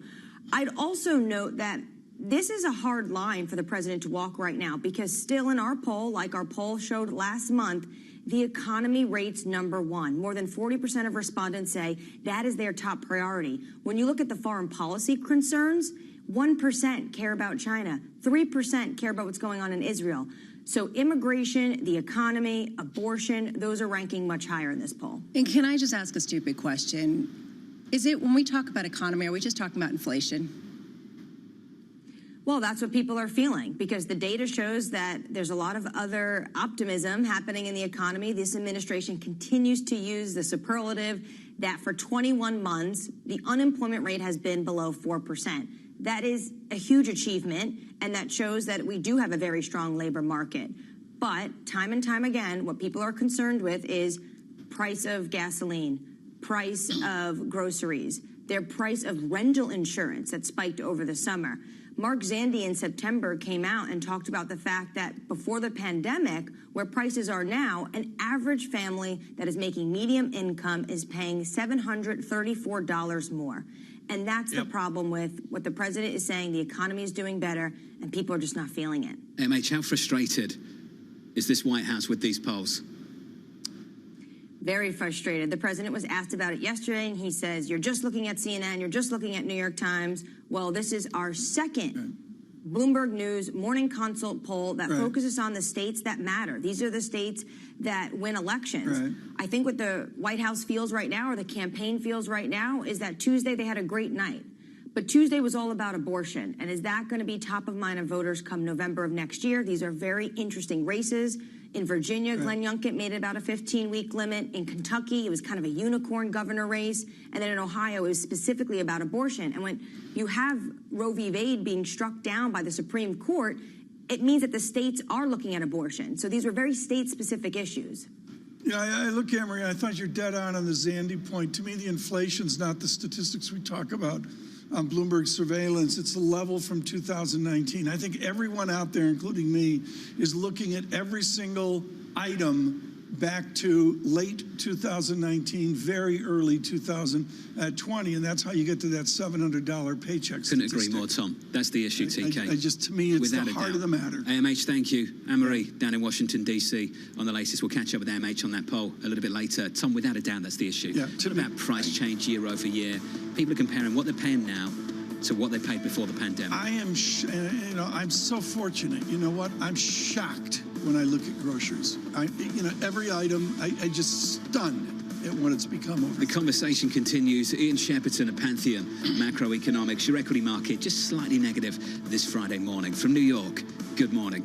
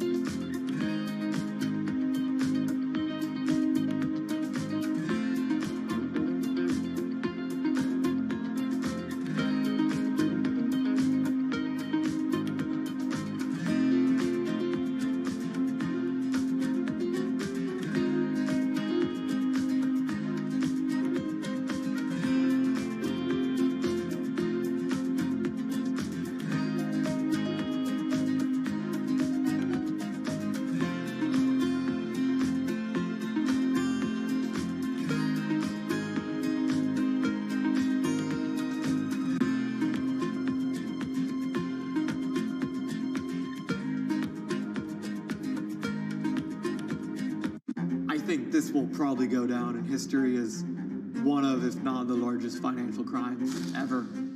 I cannot imagine a scenario where $8 billion just disappears. Bankman-Fried has pled not guilty to multiple fraud charges. Sam was just too important in the crypto community.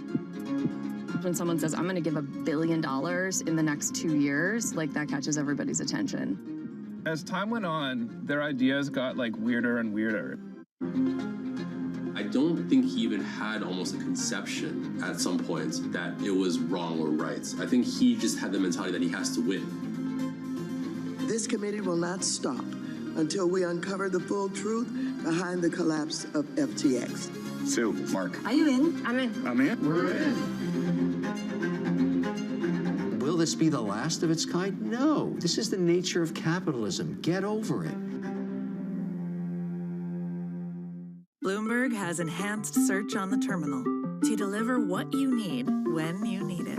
Now, you can simply type phrases in everyday English in the command line.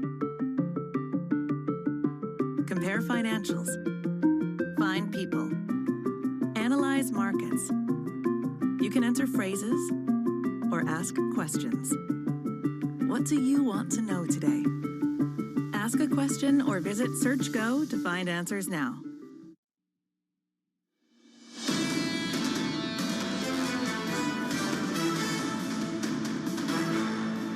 You're almost there. One more trading day to go. On the S&P 500, we look like this going into the weekend. Equity futures pulling back just a touch, down 0.1%. On the Nasdaq, down by 0.2%. Yesterday, snapping an 8-day winning streak on the S&P 500. We had 9 days of gains on the Nasdaq. Responsible for the move higher, also responsible for the move lower in the bond market. 2-year, 10-year, 30-year, with a big focus yesterday on the 30-year maturity. Very sloppy auction. 478 is the yield right now, up a couple of basis points this morning. Yesterday at one point, Bramo, higher by more than 20 basis points following that mess, that debacle in the afternoon. So we've been asking, is it over? Have we gotten some calm back to the bond market? And the answer is no. Do we know why? No. We can have 5 different reasons and explanations, including conspiracy theories that are percolating out this morning. But the real question for me is, when is it going to end? What kind of economic data point will it take to have some clarity on the path going forward? Yeah, close the door over there and please put up the Bramo banner. Bramo correct, Tom wrong.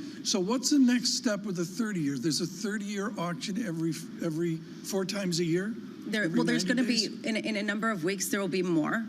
But right now, what we are looking to is really CPI next week. It's the economic data as it comes out. And frankly, just understanding some of the technicals underpinning this. When I talk about conspiracy theories, John, we're talking about, the ICBC and the unit in the U.S. of this Chinese bank, and a question around hacking and whether this had any effect whatsoever on liquidity in markets. The fact that we're even entertaining that to the degree that we are highlights the lack of certainty. Mohammed said yesterday, Mohammed Al-Arian, even if the Fed is done, this volatility is not. You're going to have to live with this maybe for a while. This going into volatility next year. amid low liquidity. Maybe the most interesting, geek global Wall Street quote this week was Dean Kernet with a NASDAQ VIX of 19.01. Yes, it's elevated in the last 24 hours, but the quiet out there and measurement of volatility and liquidity, these statistics give pause to a lot of people on Wall Street. We'll return to that ICB story in just a moment. I want to finish on foreign exchange and just take a look at the euro against the dollar. The DXY, the dollar index, 4 days of strength. 4 days of strength coming into Friday. A bit weaker against the euro this morning at 106.79, but we've had a real week of dollar strength, Bramo, off the back of equities doing okay, which is interesting. And it's something that Neil Kashkari pointed to as the dark matter of the uncertainty of why yields were higher, because normally when you have worries about fiscal policy, you wouldn't see strength in the currency, and he thought that was unusual. I think it's interesting. Under surveillance this morning, your top stories, Israel saying it's agreed to limited pauses in Gaza Strip fighting, falling short of what the US hailed as a significant agreement for a daily 4-hour halt. The Israeli military estimating between 50,000 to 100,000 people, Tom, have exited northern Gaza in the last few days. A movable feast here into the weekend, and what struck me within, we're all reading the war coverage as we can, some real courageous people giving us that coverage, is we're having all these discussions of humanitarian issues in what I believe is hand-to-hand combat in tunnels. I mean, you know, they're underground fighting, which is frightening. There's the war on the ground, and there are the deaths, and there's the tragedy, and then there's the war in information worlds that has been unseen before. And I think this is what's really caught my attention over the past couple of days, a number of reports highlighting some very clear efforts in miscommunication and disinformation from lots of different corners around the world. And this question around how we get a handle on what's truth and what's not. And to me, this is something that I'm focusing more and more on, because this is a new regime and a new front at a time of fast-moving information. Including domestically here in the United States of America as well. Let's turn to our next story. The world's biggest bank, ICBC, having to trade through a USB thumb drive after its US unit was hit by a cyber attack, the hack leaving the Chinese bank unable to clear US Treasury trades and forcing it to send settlement details across Manhattan with a courier carrying a USB stick. Lockbit, a criminal gang with ties to Russia, suspected of launching this attack, Lisa. And to your point, given how spooked people were yesterday afternoon,